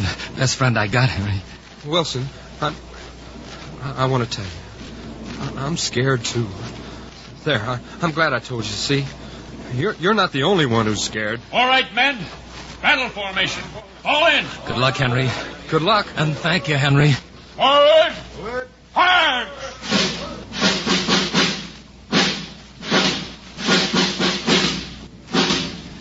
The brigade formed in line of battle and advanced slowly through the trees. Soon they came to some little fields, girted and squeezed by the forest. They halted at the fringe of the grove and saw the dark battle lines spread out along the sun-struck clearing that gleamed orange color. The grass and tree trunks wove a gentle fabric of softened greens and browns. A flag fluttered.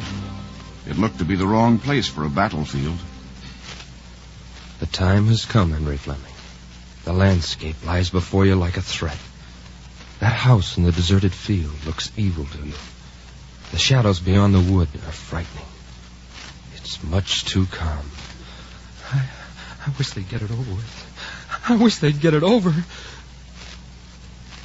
Now is the time for waiting. And what will you remember? The village street at home, and that circus parade that day last spring. Remember how you stood there, a thrillful boy, to see the dingy lady on the white horse and the band in its faded tinsel chariot? Oh, it was beautiful to see. Here they come!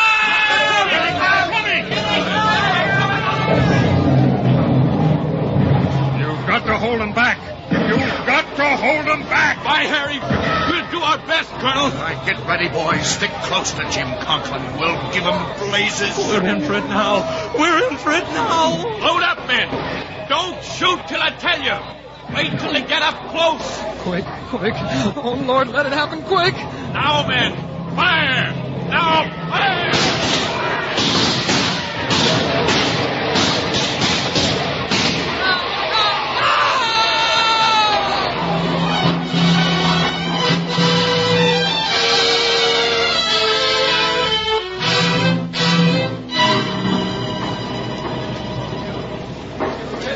We held him back. Darned if we haven't. I thought I was going plumb deaf and blind. I couldn't see a thing for smoke, and the sweat was getting in my eyes. My rifle got so hot it burned my fingers. Look, my hands got the shaking. I know it. And didn't your eardrums like a crack wide open? Well, we held him back, didn't we? Hey, where's Jim Conklin gone? Jim? Why, he was standing right here. When the fight begun, I seen him. You don't suppose he got hit, do you, Henry? Well, lots of boys got hit. Some, I guess, got killed. I wonder if he got scared and run away. Him? After all the talking that he done? I bet you. I bet he run away. You didn't run, though, did you, Henry? You stood fast and didn't run. Listen to the cannon from the hillside. They're fighting over there, and over there, and over there. Look at the sky.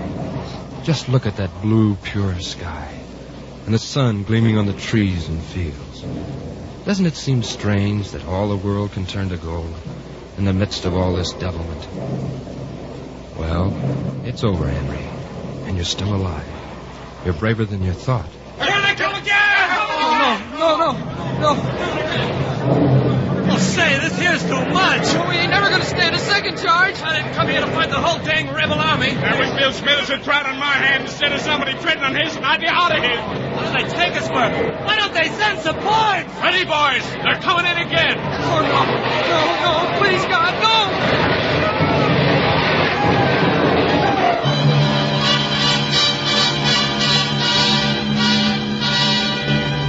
Firing ripped along the regimental line. Level sheets of flame burst up in clouds of smoke that tossed and tumbled near the ground. And through the smoke, the enemy came running, howling, screaming like an onslaught of dragons. This was the monster, the red animal, war, the blood-swollen god.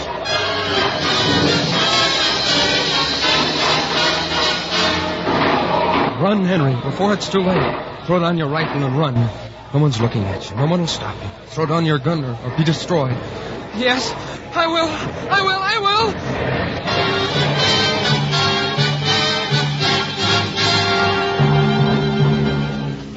You're running now. Don't be ashamed. Run. Don't look back.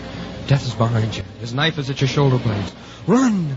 Your rifle's gone. Your cap is gone. Your coat is bulging in the wind.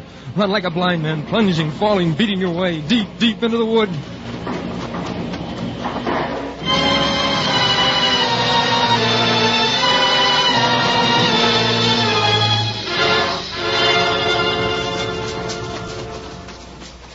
You're safe now, Henry. The battle's far behind. You needn't run so fast. You're all alone. Are you the only one that ran? Why didn't the others run away? Fools. Stupid machine-like fools. You pity them. A man's a fool who doesn't run from danger. Stop. You are here alone in the cathedral light of the forest. You are the only coward. The only one who ran away. And here you stand beneath the high-arched branches. It's beautiful. It's like a chapel here. Look out! You're being looked at by a dead man, sitting with his back against a tree. His uniform, once blue, has now faded to melancholy green. Those eyes staring at you have turned fish-belly white. The mouth is opened. The wind raises the tawny beard as if a hand were stroking it. Why do you stare into those liquid eyes? He cannot answer your question. Don't look at me. I couldn't help it. I never meant to run away. No voice will come from that dead throat to answer you. Go away. The thing will not pursue you.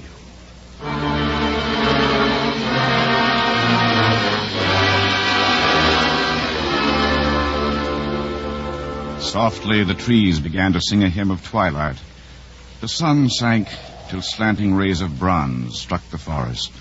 There was silence, save for the chanted chorus of the trees. And yet now and again upon this stillness, a crimson roar came from the distance.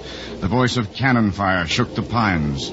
The battle, like the grinding of some terrible machine, went on, producing corpses. You have come to a narrow road, and through the glimmering dust, you see the blood-stained crowd of wounded men streaming to the rear. One of them has a shoe full of blood and hops like a schoolboy in a game. Another man is being carried, full of anger at his wound. Don't joggle so, you fools. You think my leg is made of iron? No, John. If you can't carry me decent, put me down. Let somebody else do it. Another is a tattered man, dusty and powder-stained. His head is bound up with a blood-soaked rag. His arm is bleeding, too, and dangles like a broken bow. Fall in and march beside this man. Hear what he has to say. Join the crowd and march among the wounded. It was a pretty good fight, wasn't it, boy? What'd you say? It was a pretty good fight, wasn't it? Yes. Burn me if I ever see fellas fight so. Laws, how they did fight. I knowed the boys do it once they got square at it. They're fighters, they be. Let them fellas by there, let them by. Like to run us wounded down, them fellas. Who you with, boy? What regiment? 304th New York. I'm with the 148th Maine, myself. But we was all there together, weren't we? We showed them, didn't we? Sure we did. I was talking cross pickets with a boy from Georgia once. That boy, he says, your fellas will all run like Tophet when once they hear a gun, he says. Maybe they will, I says, but I don't believe none of it, I says. Well, they didn't run today, did they? Hey, boy? I reckon not. No, sir. They fit and fit and fit. Where you wounded, boy? What? Where'd they wound you, boy? Is it very bad? You walk by yourself, old fella. I don't want to talk to you. You let me be.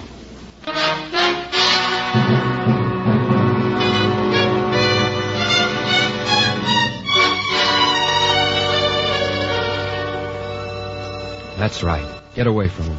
He mustn't know. You have no place in this mob of bleeding men. You envy them. You wish you, too, had a wound. A red badge of courage like the rest. Who's this? Beside you now, there stalks a man. Already the gray seal of death is on his face. He stalks like the specter of a soldier, his eyes burning into the unknown. Now look again. Something in the gesture of the man, the wax-like face, makes you start. You know him. Jim, is it you? Jim Conklin. Hello, Henry. Oh, Jim, I hardly knew you. Where you been, Henry? I thought maybe you got keeled over. I was worrying about you a good deal. Oh, Jim, here, let me help you walk along. Yeah. You know, I was back there, Henry. Oh, what a circus. Majiminy got shot. The upper Jiminy got shot back there. What can I do? What can I do to help you, Jim? Ain't there anything? I'll tell you what I'm afraid of, Henry. I'm afraid I'll fall down. Then you know them horses galloping, them dumb artillery wagons. They like as not'll run right over me. I'll take care of you, Jim. I swear I will. Will you, Henry? Because that's what I'm afraid of. Yes, I tell you, I'll take care of you, I was always a good friend to you, wasn't I, Henry? Always been a pretty good fella, ain't I? Ain't much to ask, is it, just to pull me out of the road so I won't get trampled? I'd do it for you, wouldn't I, Henry? Sure you would, Jim. Here, hang on to me. Give me your arm. No, I can walk by myself. Don't touch me. Leave me be. Jim, where are you going to? Where are you going? You'd better take your friend out in the way, boy. There's a battery coming hellity-whoop down the road, and he'll get run over. He's a goner anyhow in about 5 minutes, poor fella. You can see that from his face. Jim, don't go so fast. What are you walking so fast for? Leave me be. Leave me be, I tell you. Where the blazes does he get his strength from? Jim, wait for me. What are you saying, Henry? There's a battery coming through. Let's get off into the field. Into the field? Don't follow me. I'll find Look here, he's running out there, boy. Jim, come back.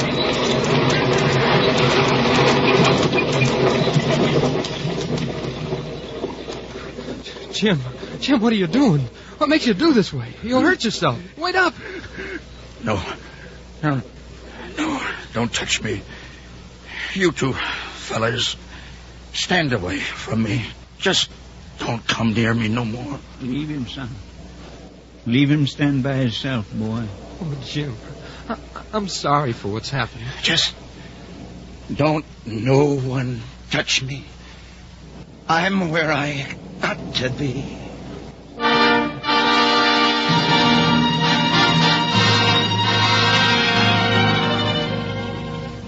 You watch him, standing there motionless in this open field. He holds himself erect. His hands, caked red and black with blood, hang at his side. He is waiting with patience for something he's come to meet. He's at the rendezvous. This is the place. Leave him be. Jim! He stiffens. He stares into the sky. His tall figure stretches to its fullest height, then swings forward, slow and straight. He twists. His shoulder strikes the ground. Oh, no. Go closer. Gaze at that pace-like face. The teeth show in a laugh. The flap of the jacket falls away. It's as though his side were chewed by wolves. Jim! Turn now, with sudden livid rage.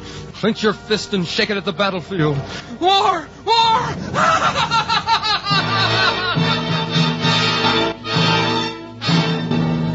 The red sun was pasted in the sky like a wafer.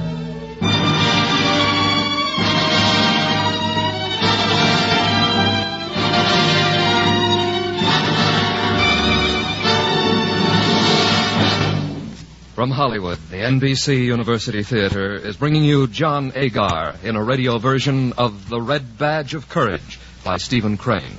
This play is part of a series devoted to the classic novels of Anglo-American literature.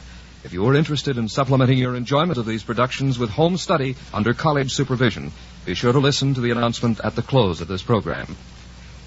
And may we say, at this point, that the NBC staff which prepares and produces these dramas feels deep thanks and gratification at the first place award in the category of literature and arts presented to the NBC University Theater by the 19th Annual Institute for Education by Radio at Ohio State University. And now our intermission commentator, Mr. Mark Van Doren, the noted author and critic. Speaking from New York, here is Mark Van Doren. The Red Badge of Courage is a modern novel in that it has no plot and no characters. It has action, for it deals with a battle, and by the same token it is full of men, a few of whom we see at painfully close range. But its hero, Henry Fleming, never becomes known to us as more than an obscure northern boy who has been caught like thousands of his kind in the storm of civil war. We are not told where he came from or what his past had been, just as we are given no vision of his future after war is done. So with his good friend Wilson, whose first name we never hear. And so with Jim Conklin, the tall soldier who takes more time to die than any man in his condition should. His side, says the author, looked as if it had been chewed by wolves. The author, Stephen Crane, published this book in 1895 when he was 24. It had been written still earlier than that by a brilliant young man who himself was to die at 30. It was the product of no direct experience with war.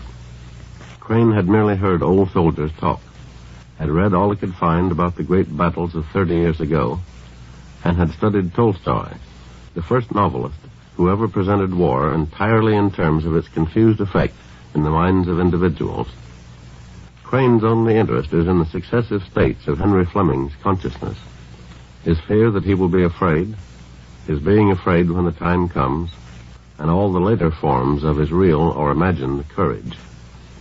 The battle that fills the book is present to the reader only as it is present to the hero, in a series of thoughts and impressions, some of which are like photographs, and some of which are like modern paintings, broken in line and color.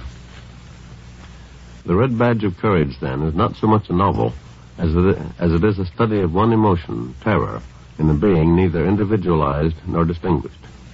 Henry Fleming is a member of the mass, seen with miraculous clarity in the midst of the only experience modern humanity has in common. If it was not so clear in 1895 that this would be the case, 50 years have proved Stephen Crane a prophet. In his masterpiece, he anticipated all subsequent wars and all subsequent treatments of them. Their true terror lies in what they do to unknown soldiers like Henry Fleming. Yet Henry Fleming is not unknown, thanks to the genius of his creator. Neither in consequence are the lives and deaths of millions like him. They live and die again in the brilliant, pathetic pages of this blood-stained book. Thank you, Mr. Van Doren. Our radio version of The Red Badge of Courage, starring John Agar, will continue from Hollywood after a brief pause for station identification. The NBC University Theater production of The Red Badge of Courage, starring John Agar, from 76 years ago, May 8th, 1949. The conclusion in just a moment.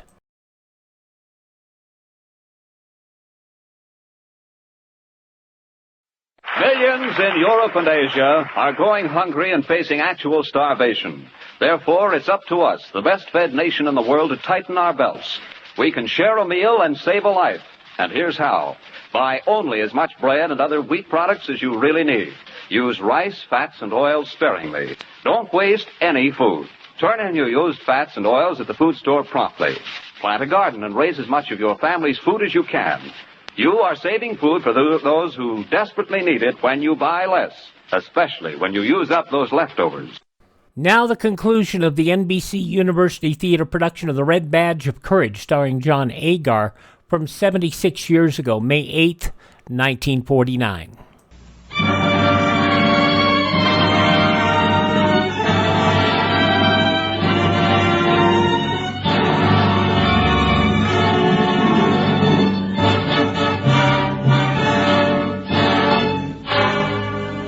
The red sun was pasted in the sky like a wafer. You stand there in the empty battlefield, you and the tattered soldier, and look at where Jim Cochran lies. I never saw a man fall dead before. He was a dandy for nerve now, wasn't he? A regular dandy for nerve. Yes, he was. Ah, but look here, boy. He's up and gone, and we might as well look out for old number one. He's all right here. Nobody won't bother him. I know. Besides, I ain't enjoying any too great health myself right now. Oh, no, it won't happen. Not again. Not to you, too. Here, boy, here, just hold my arm. I'm commencing to feel pretty bad. Oh, you mustn't. Now looky here. I ain't going to die. No, sir. I can't. Too many folks depending. You'd ought to see the swad of children that I got and all like that. We better get away. I don't much like it here. Help me along then, young fella.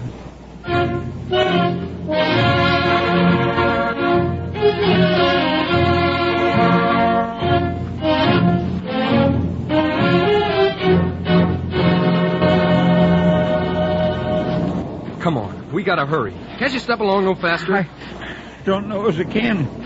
I'll try, though. You're looking pretty peaked yourself, young fella. I bet you've got a worse one than you think. Where'd they wound you, boy? Where'd you hurt? It ain't none of your gall-dang business where I'm hurt. You just keep moving. Oh, don't mean no harm in asking, boy. It's just you'd ought to take care of your hurt. Don't do to let such things go. Might be inside mostly, and them kind plays thunder. Does it hurt you bad? I said don't bother me. Oh, Lord knows I don't want to bother nobody. Got enough hurts of my own to tend to. Was it your first fight today, boy? Yes. Come on. Was you scared out there in the battle? Scared? Of course I wasn't. Why should I be scared? Well, I guess I was in my first battle. Pretty well scared sometimes. There was an awful lot of noise, you know. I thought the whole sky was falling down. You bet I was scared. What do you have to tell me that? The trouble was, I thought they was all shooting at me. Yes, sir, I thought every man in the other army was aiming at me in particular. Of course, I got used to it, but first time off, I was pretty well scared. Look, I ain't got no time to listen to all your foolishness. Talking about your wounds and hurts and being scared. If you can't walk no faster, I'm going on and leave you. I'm going by myself. Oh, no. Now, look here, boy. Don't do that, young fella. I can't keep up to you. What ails you, young fella? You ain't going away and leave me. I won't have it. You mustn't. I'm going. You'll get on better by yourself. No, stay with me. Stay with me, please. I'm all alone. Stop grabbing at my sleeve, you old. I'm getting away from here. Boy, please. Don't go. Wait, come back.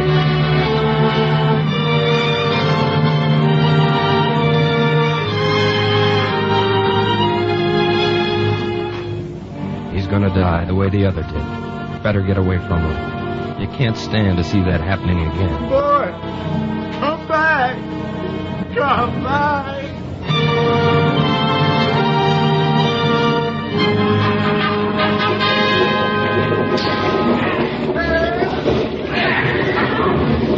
The furnace roar of battle grew ever louder. The roads were a crying mass of wagons, teams, and men. Fear was sweeping them along. The cracking whips bit deep. The horses plunged and tugged. The fight was lost. The army, blinded by the overhanging night, stunned and helpless, fell back to lick its wounds.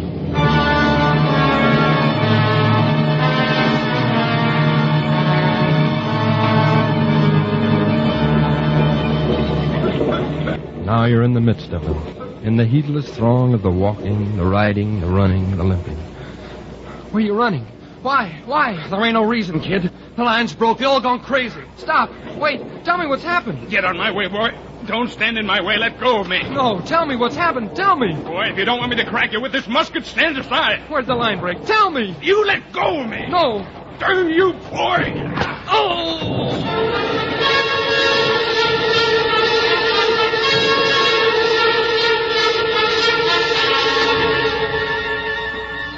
are on the ground.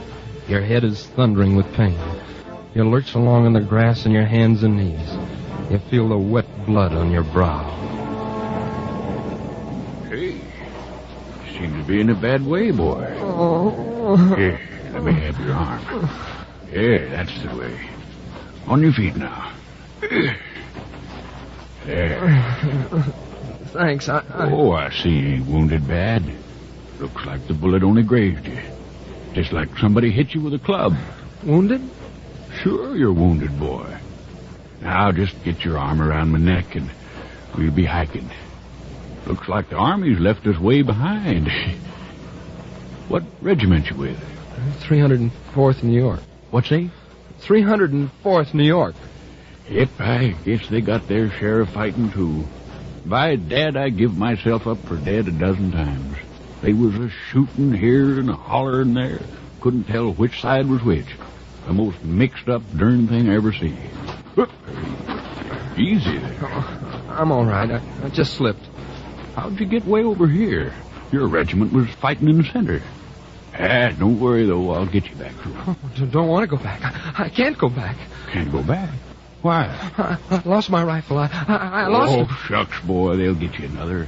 You can start all over. No. Don't worry, boy. I'll get you back. If it takes me half the night.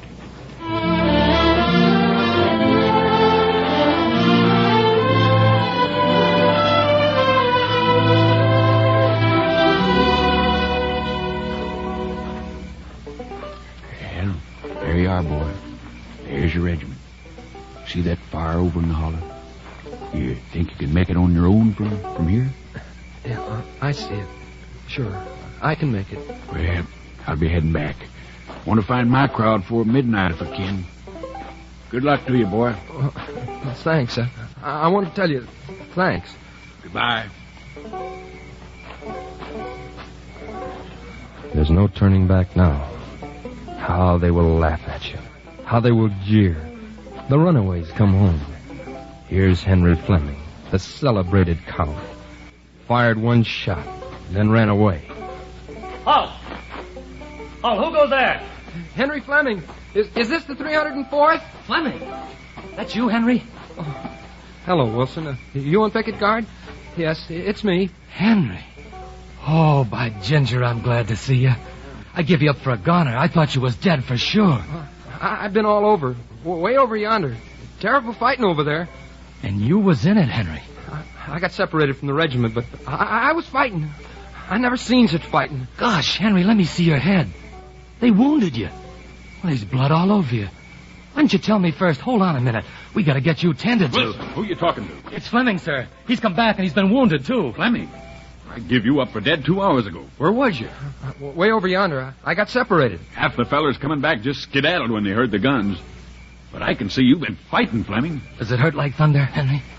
Sure it hurts. Hurts aplenty. Wilson, you're relieved. You take him back and see his wound is dressed and put him to sleep in a blanket. I'm glad to see we got one fighter in the outfit.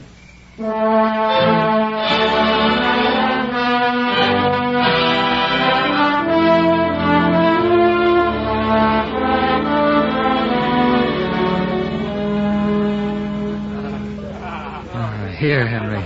Let me straighten that bandage. The ball just grazed you. Raised a queer lump, but it must have stopped bleeding a long time ago. It did? Sure does hurt, though. How's the bandage now? Feel good? Sure. In the morning, you'll most like feel that a number 10 hat won't fit you. There. Sure good to be back with my own regiment again. You just rest easy now, Henry. You've been as brave as anyone, and you need to get some rest. Thank you, Wilson. Forget it.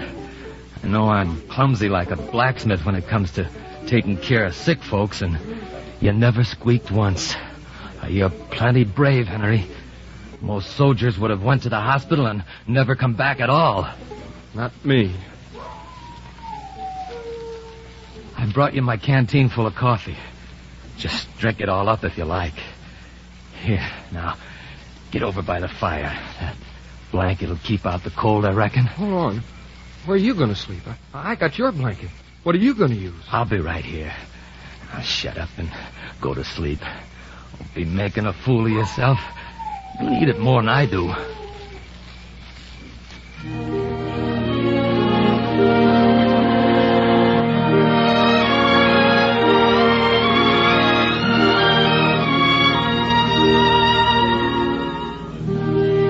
Campfires gleam rose and orange light, and all about you the soldiers lie in death-like slumber. The fire crackles like music, and you feel warm and good. The last sound that you can hear is the far-off howling of a dog, a lonely sound. You lie there, half asleep, half dreaming. I don't want you to ever do anything, Henry, that you'd be ashamed to tell me. Just think as if I was a-watching you. If you keep that in your mind always, I guess you'll come out about right. I don't know what else to say to you, son. Well, if a whole lot of the boys started to run, I suppose I'd run. And once I started, I'd run like the devil. But if everybody was a-standing and a-fighting, I'd stand and fight. I bet I would. I'm scared, and I can't help it. I wouldn't tell that to everyone, but I'm scared. My first battle, there was an awful lot of noise, you know. I thought the sky was falling down. I thought the whole world was coming to an end. Oh, I was scared, all right. Don't do a thing you'd ever be ashamed of, son. Don't come near me. Don't touch me. I don't want you to touch me. Where are you wounded, boy? Does it hurt you bad? Where are you wounded? Come back. Come back. Oh, please. I didn't mean to run away. No. Henry! Here, Henry, wake up. Oh, you've been having bad dreams, boy. Now, just take it easy. Just get some rest. Oh, thank you, Wilson. You're a good fellow. You're a dandy. Oh, I didn't tell you, did I? Jim Conklin's dead. I seen him die. I forgot to say. Is he? Jim Conklin? I seen him. Shot in the side he was. You don't say. Oh, Jim, poor cuss. Yeah. Henry. Yeah? I guess you might as well give me back the packet. Them letters and things I gave you to keep for me to send my folks. Oh, sure. They're here in my pocket. Here. Thanks, Henry. Oh, that's all right. Well, good night.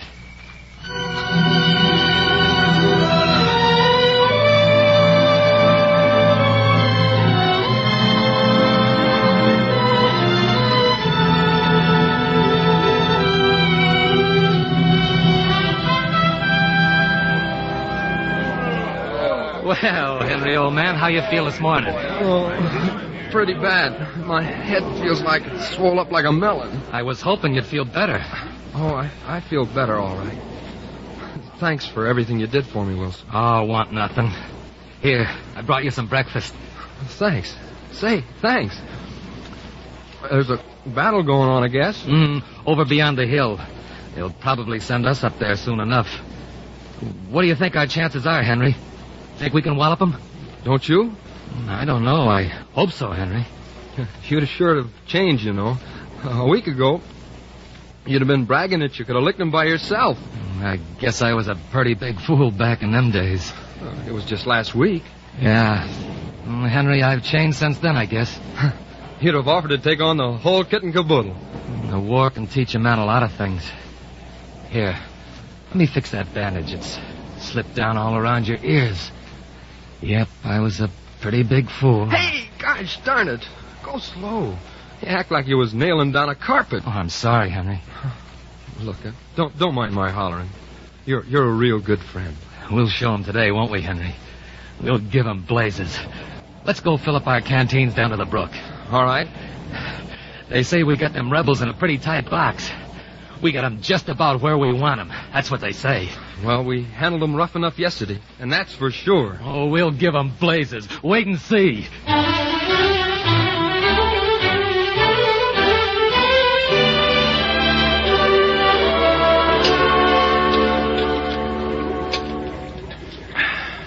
Water sure tastes good. Fill up your canteen, Henry. Be your last chance today. Who there? Oh, General Pritchett. Yes, sir. Who's that? It's the old general himself. Can't see us, can they? Reckon not. Shh. Yes, General? The enemy have taken up positions in the River Grove. I've got to drive them out of here. What troops can you spare? Well, I've had to order in the 12th. I really haven't any, but there's the 304th. Hey, that's us. They're the Greenhorn Regiment. The poorest outfit I got. They fight like a bunch of mule drivers.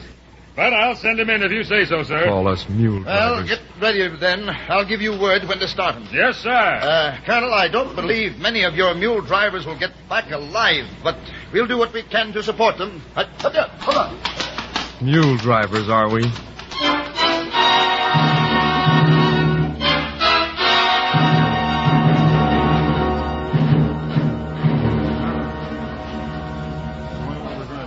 Fleming, Wilson, where the devil you been to? You kept the whole regiment waiting. We're going to charge. Huh? We're going to charge. How do you know? As sure as shooting, I tell you. He ain't lying. We heard him give the order. Who? The old general himself. The general? Great Jerusalem. And the colonel says we was a bunch of mule drivers. But the general, he says send them. Oh, Lordy, we'll all be swallowed out. Come on, men.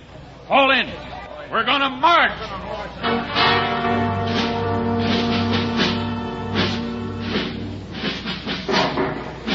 The regiment marched to a line of rifle pits along the line of woods. Before them was a level stretch of field, and from the woods beyond they heard the popping of the skirmishers. The day had grown war white, until now the sun shed its radiance upon the trees. The men waited and rolled their eyes toward the impending battle. When the signal comes, my boy, you're going to charge. This time you'll show 'em you mean business. You'll show 'em you're not afraid. Don't run. Don't flinch, whatever happens.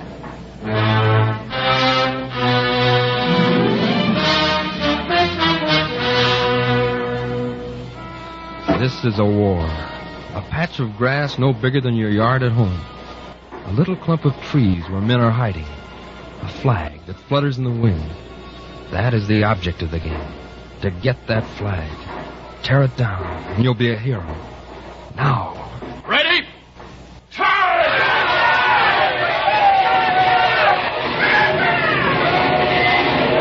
The trees quivered with the firing. The ground shook from the rushing of the men. Sunlight made bright twinklings of the steel.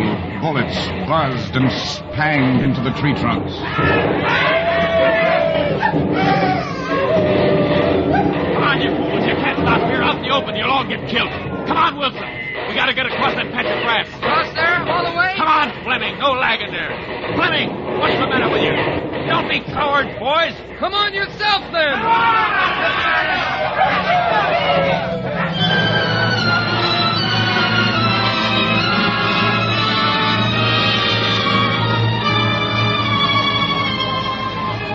Up there ahead, flashing through the drift of smoke, you see their flag. The banner of the enemy. Seize it, Henry. You alone must rip it down. It's mine. It's mine. I'll get it. Plunge forward, clutch it, fling it, wrench it free. The color sergeant falls and turns his dead face to the ground. I got it! I got it! Boys, look, look! We licked them, man!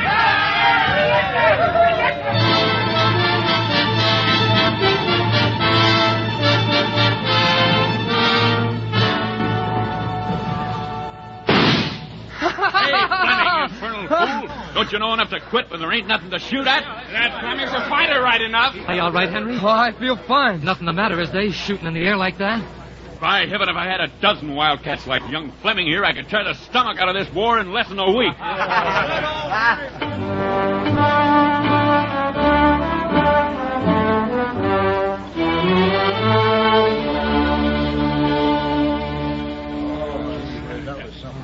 By thunder, I bet this army will never see another regiment like us. You bet. Hey, look who's there. It's the colonel, fellas. Look. Good work, Mr. Hasbrook. Thank you, sir. I never thought you could do it. Yes, sir. Anybody that says my boys ain't good fighters is just a plain fool. That's true. Oh, by the way, who was the lad that got their flag? That's Fleming, sir. And he's a Jim Hickey. Hear that, Henry? You're a Jim Hickey. Oh, go away. Yes, Mr. Hasbrook, he is indeed. He's a very good man to have. I saw him take that flag. Yes, sir, you bet. He and a fellow named Wilson was at the head of the charge and howling like Indians all the time. Hear that, Wilson? Were they indeed? At the head of the regiment, huh? Well, those two babies. They deserve to be Major General. Yes, sir. Yes, they deserve to be Major General. Now, Henry, you can write that to your ma. Oh, go away. Get along, you fellers.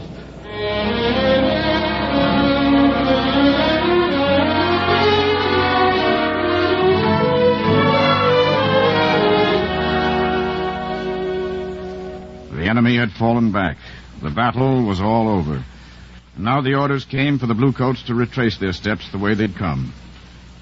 That afternoon it rained, and the procession of victorious soldiers soon became a draggled train, despondent and muttering, marching with churning effort through thick, black mud beneath an ugly sky. What are they marching us over this way for? If you asked me, I'd say we was going down here a ways, swing around and come in behind them. Ah, what do you know about it? Telling me we're coming around in behind them. Well, it's over, ain't it, Henry, for a while? Yep, it's over. You're being mighty quiet, boy. What you thinking about? Oh, nothing. God dang it. It'd have to rain today for anyhow. Rain. Gee. But you don't mind the rain, do you, Henry Fleming? Your shame is gone and your fear. And that's the thing that counts. You feel a sense of quiet manhood, of strong and sturdy blood that's flowing in your veins. You know that you won't flinch again, or ever run from danger. You've been out to touch the great death, and found that after all, it is but death. You were a boy. You have become a man.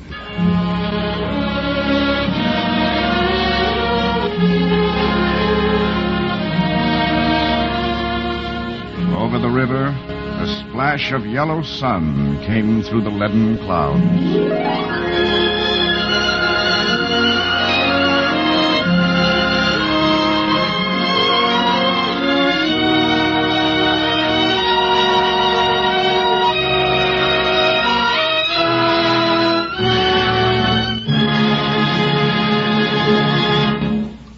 You have been listening to The Red Badge of Courage, an NBC University Theater production of the Stephen Crane novel, starring John Agar as Henry Fleming. Next week at the same time, we will bring you another classic of Anglo-American literature, The Heart of Darkness by Joseph Conrad. The present semester of the NBC University Theater is devoted to the classics of Anglo-American literature from the time of Henry Fielding to that of Henry James. If you wish, you may learn more about these authors and their works by enrolling in the college-supervised courses now being offered in connection with the NBC University Theater. The University of Tulsa in Oklahoma, Washington State College, and Kansas State Teachers College have now completed their plans for offering such a course in the coming months, thus joining the University of Louisville, whose established home study plan is already serving listeners in another area of the nation. For information, then, as to how you may enhance your knowledge through these courses, write to NBC University Theater, in care of the University of Louisville, Louisville, Kentucky, Washington State College, Pullman, Washington, the University of Tulsa, Tulsa, Oklahoma, or Kansas State Teachers College, Pittsburgh, Kansas.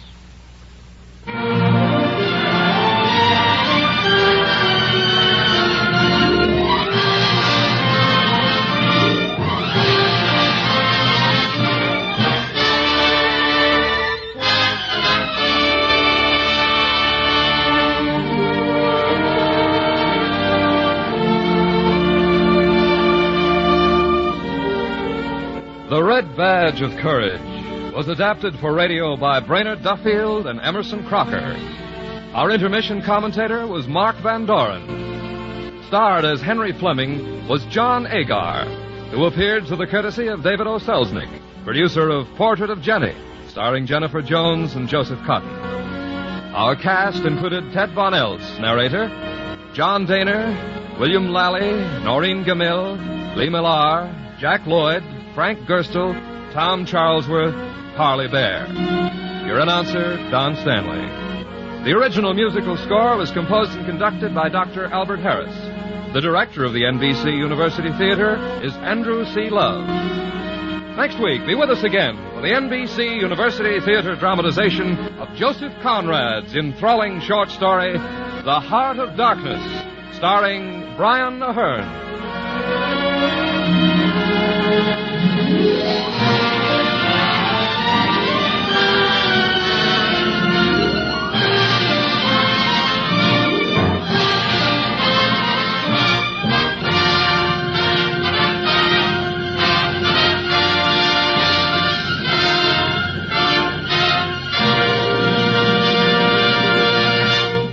program came to you from Hollywood.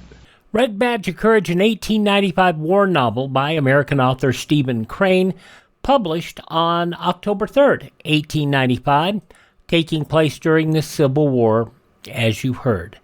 The book adapted a number of times for the screen, a 1951 version directed by John Huston, starring Audie Murphy, the Medal of Honor recipient, as Henry Fleming.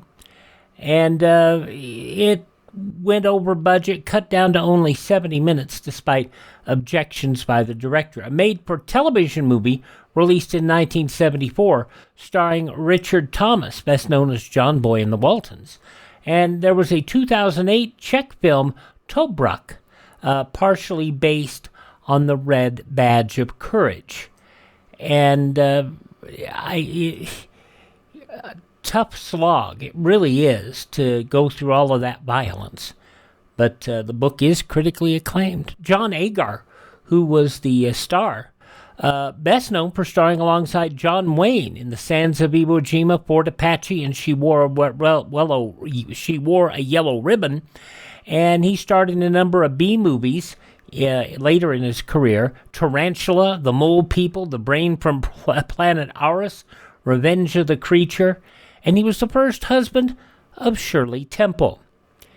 In the wake of his divorce, his career suffered a bit. He worked with Wayne in several roles and worked extensively in television later in his career. As we said, Shirley Temple was his first bride. They divorced in 1950. He married Loretta Combs in 1951. She died in 2000. And Agar died in 2002. At the time, he was 81 years of age. He made it quite a long ways. But I have to tell you, a great production, and it's wonderful to hear productions like this associated with educational institutions, because educational radio is one of those things that we have forgotten there was so much of. Maybe I'll gather some educational programs. We'll put together a special podcast on that. 76 years ago, May 8, 1949, NBC University Theater here on Classic Radio Theater with Wyatt Cox. Visit our webpage if you could, classicradio.stream. Thank you, Adele, for buying us a coffee. We greatly appreciate it. Your support is always appreciated. She had some really nice things to say about us, and I'll mention those in just a moment.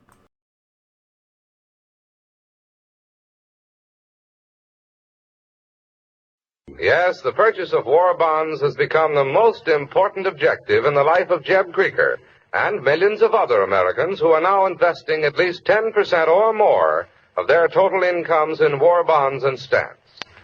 10% or more of your income invested in war bonds and stamps is your personal quota.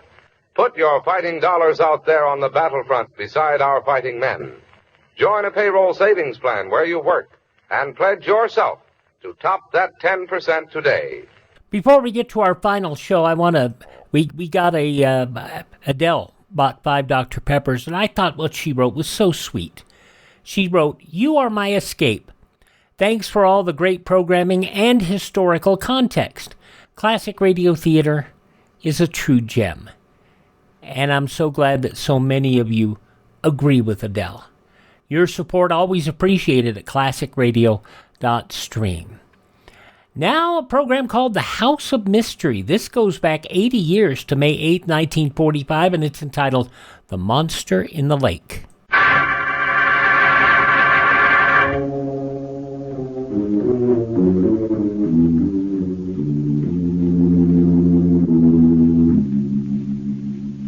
This is the House of Mystery.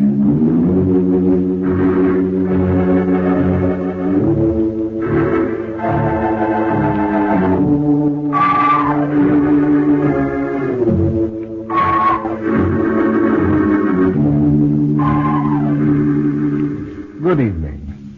This is Roger Elliott, otherwise known as the Mystery Man, welcoming you to another storytelling session here at the House of Mystery.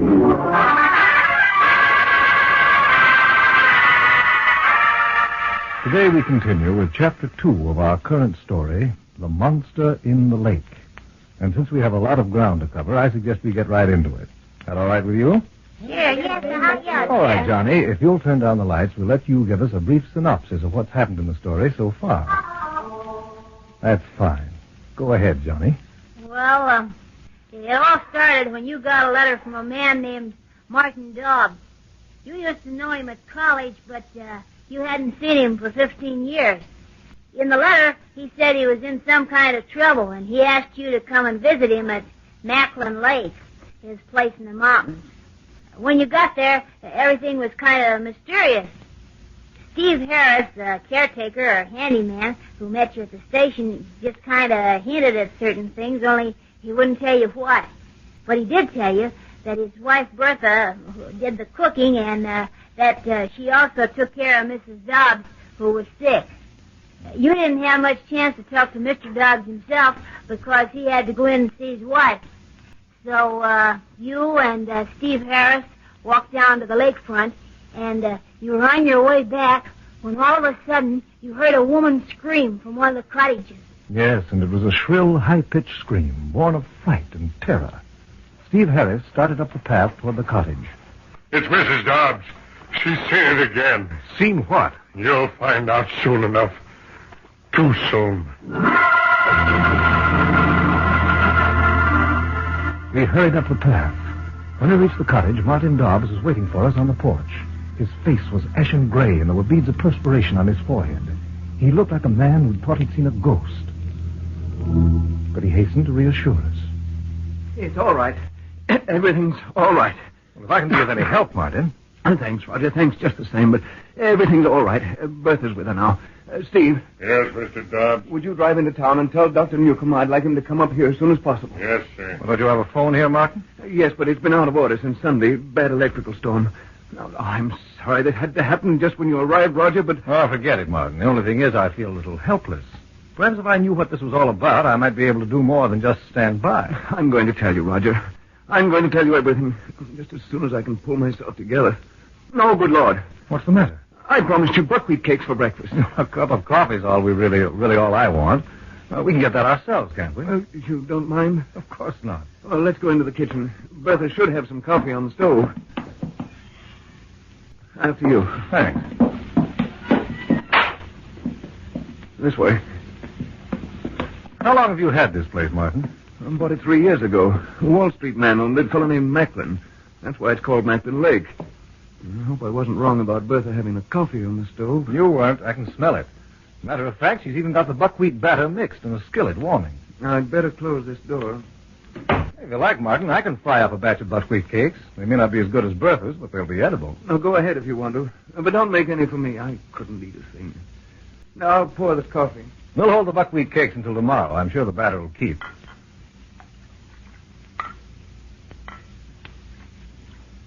Do you take sugar and cream? No, just sugar. It's on the shelf right above you. Mm-hmm. Now, Martin, suppose you tell me what this is all about. Well, frankly, I don't know where to begin. Well, suppose we sit down and you begin wherever you want to. Tell me as much or as little as you think you'd like to tell me. Here, take this chair. Yeah. Well, it isn't that I want to keep anything back, but now that you're up here, there doesn't seem very much that I can tell you. Well, it's quite evident, Martin, that something unusual is going on. I'd have to be blind not to see it. And it's just as evident it has something to do with the lake. Who told you that? No one actually told me. Neither was I told that it has some connection with Mrs. Dobbs' illness. But that's true, isn't it? Yes. Well, here's the story. It may sound ridiculous to you, but you might as well know it. As I told you, I bought the Macklin Lake property 3 years ago. I bought it particularly for Evelyn, Mrs. Dobbs, because the doctor said that the mountain air would do her a lot of good. And they were right. She gained weight, slept well, and the hacking cough she developed disappeared almost immediately. Each spring, she looked forward to opening the cottages and getting back up here again. Well, this year, we came up a month earlier because she hadn't had a very good winter. You won't believe it, but 48 hours after we arrived, she was herself again. Why shouldn't I believe it? You have a wonderful spot here. Yeah, it used to be wonderful. It isn't anymore. The trouble started about a month ago. When the weather was nice, Evelyn liked to take a beach chair down to the dock and sit in the sun. There's something about the calmness of the lake that relaxed her. She spent hours at a time down there. The day it happened, I was in town with Steve, picking up some tulip bulbs and some fertilizer. I remember we had difficulty parking because of the county fair that was on, and everybody and his cousin was in town. We got back here about 4 o'clock. I found Evelyn in her room, crying, hysterical. She said she'd been sitting on the dock when suddenly she heard something splash off to her left. She'd been asleep and the sound awakened her. And when she looked around, all she saw was some ripples in the water, which she imagined had been a jumping fish. She settled back in her chair and prepared to doze again, when suddenly she heard another splash, even louder than the first. This time she saw the head and shoulders of what she described as a huge monster rising from the lake and coming toward her. She remembered nothing about what happened after that, but evidently she must have screamed because Bertha heard her and rushed down to the lake. She found Evelyn lying on the beach, half conscious. Her face and neck were bruised, and her hands were lacerated. How did that happen? I don't know, but she must have put up a terrific struggle.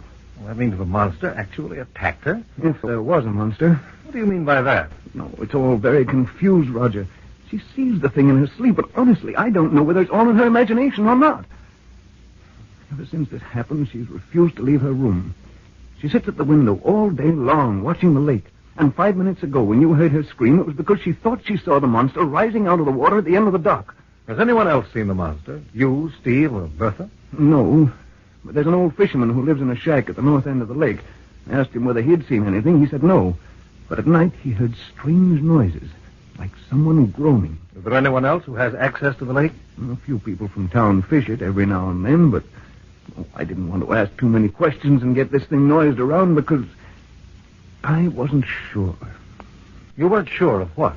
Frankly, I wasn't sure there was anything in Evelyn's story. Anything real, I mean.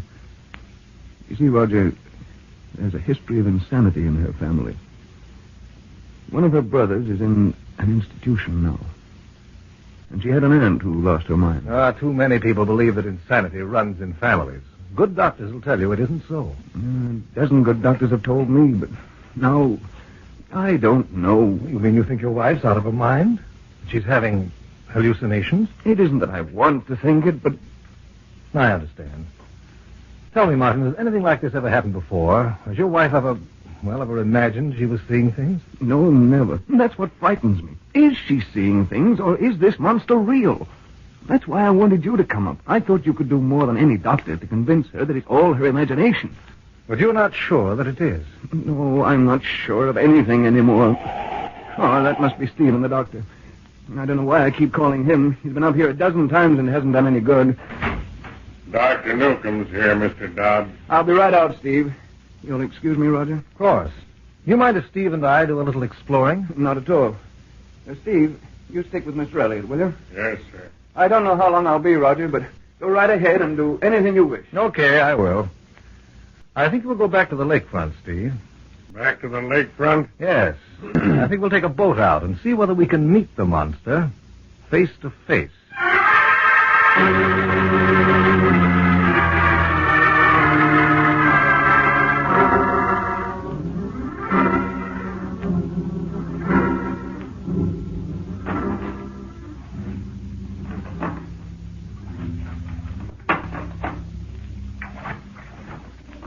How far out you ought to go, Mr. Elliot? Where are we now? Now, about a quarter of a mile offshore. Is the lake deep at this point? 20, 30 feet. All right, suppose you ship your oars and we'll drift. The wind's south. Just a breeze, but it should carry us to the north end of the lake where that fisherman has his shack. Coincidentally, what's his name? I don't know. Everybody around here calls him Pop. Mr. Dobbs told you about him, didn't he? Well, just that he lives in a shack at the north end of the lake and says he hears peculiar noises at night, like someone moaning. You can't believe anything he says. He's crazy as a bedbug. How does he live? Catches a few frogs and fish and sells them in town. You should see his shack. It's like a pig pen. Tell me, Steve, what do you honestly think about this monster business? I don't know, Mr. Elliot. Bertha and me was talking about it last night. She says Mrs. Dobbs is going out of her mind. She thinks Mr. Dobbs ought to take her away from here before she really gets bad. Bertha doesn't believe that Mrs. Dobbs saw a monster in the lake? No. Well, what about you? Well, I guess I don't believe it either, except it. Except what? I don't see how a person could start seeing things just all of a sudden. I figure maybe it was a big bass or a pickerel. You think Mrs. Dobbs might call a fish a monster? Just getting a glimpse of it coming out of the water, she might. A 10, 12-pound pickerel's a big fish. What was that? Bass jumping. See him? Jumped again. Yeah, not a very big one. That's funny. What? Bass don't jump like that, over and over. That's the fourth time. Yeah. I'll bet something's chasing him. Look at how the water's boiling where he went down last. Can you paddle over there? Maybe we hadn't better. Why not? You've got a rifle and I've got a pistol. We certainly don't need any more protection than that. Here, let me get up at the bow. Watch it. These round-bottom boats ain't very steady. Watch it, Mr. Elliott. I didn't do that. I was standing still. Well, there's something under the boat rocking it. Use your oars. Pull away. Too late. We're going over.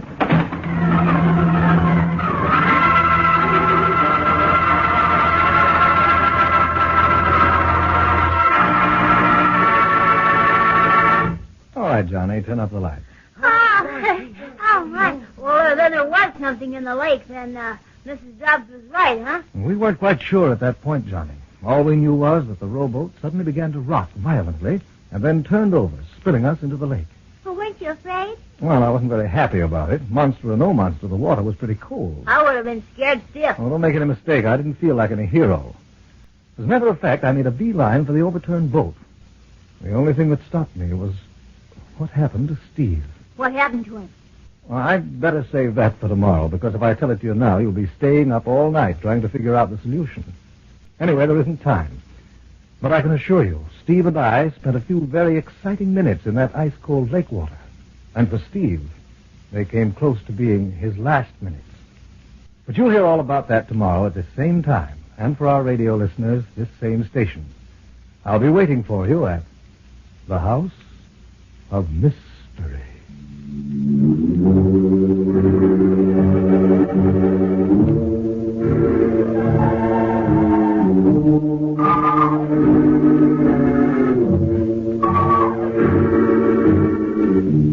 This is Roger Elliott, your mystery man, saying good night.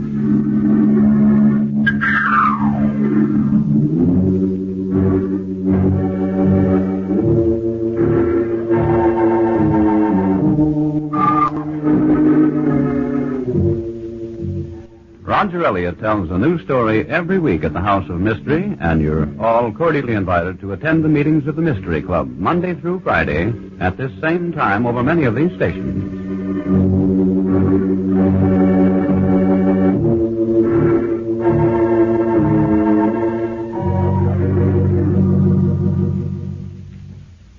This is the Mutual Broadcasting System. The House of Mystery ran in both quarter-hour and half-hour versions from 1945 to 1949. John Griggs, the host, as Roger Elliott, the mystery man who hosted and narrated the show. He was a ghost chaser, a scientist of the supernatural who tried to prove that ghosts and phantoms exist only in the imagination. Interesting show. If you like it, I'll try to find some more of the House of Mystery. Let me know at classicradio.stream. Tomorrow, still dramatic of nature, with The Lives of Harry Lime, Broadway is My Beat, The Adventures of Sherlock Holmes, Escape in the Time Machine, and The Unexpected. See you tomorrow for a Friday edition of Classic Radio Theater. I'm Wyatt Cox.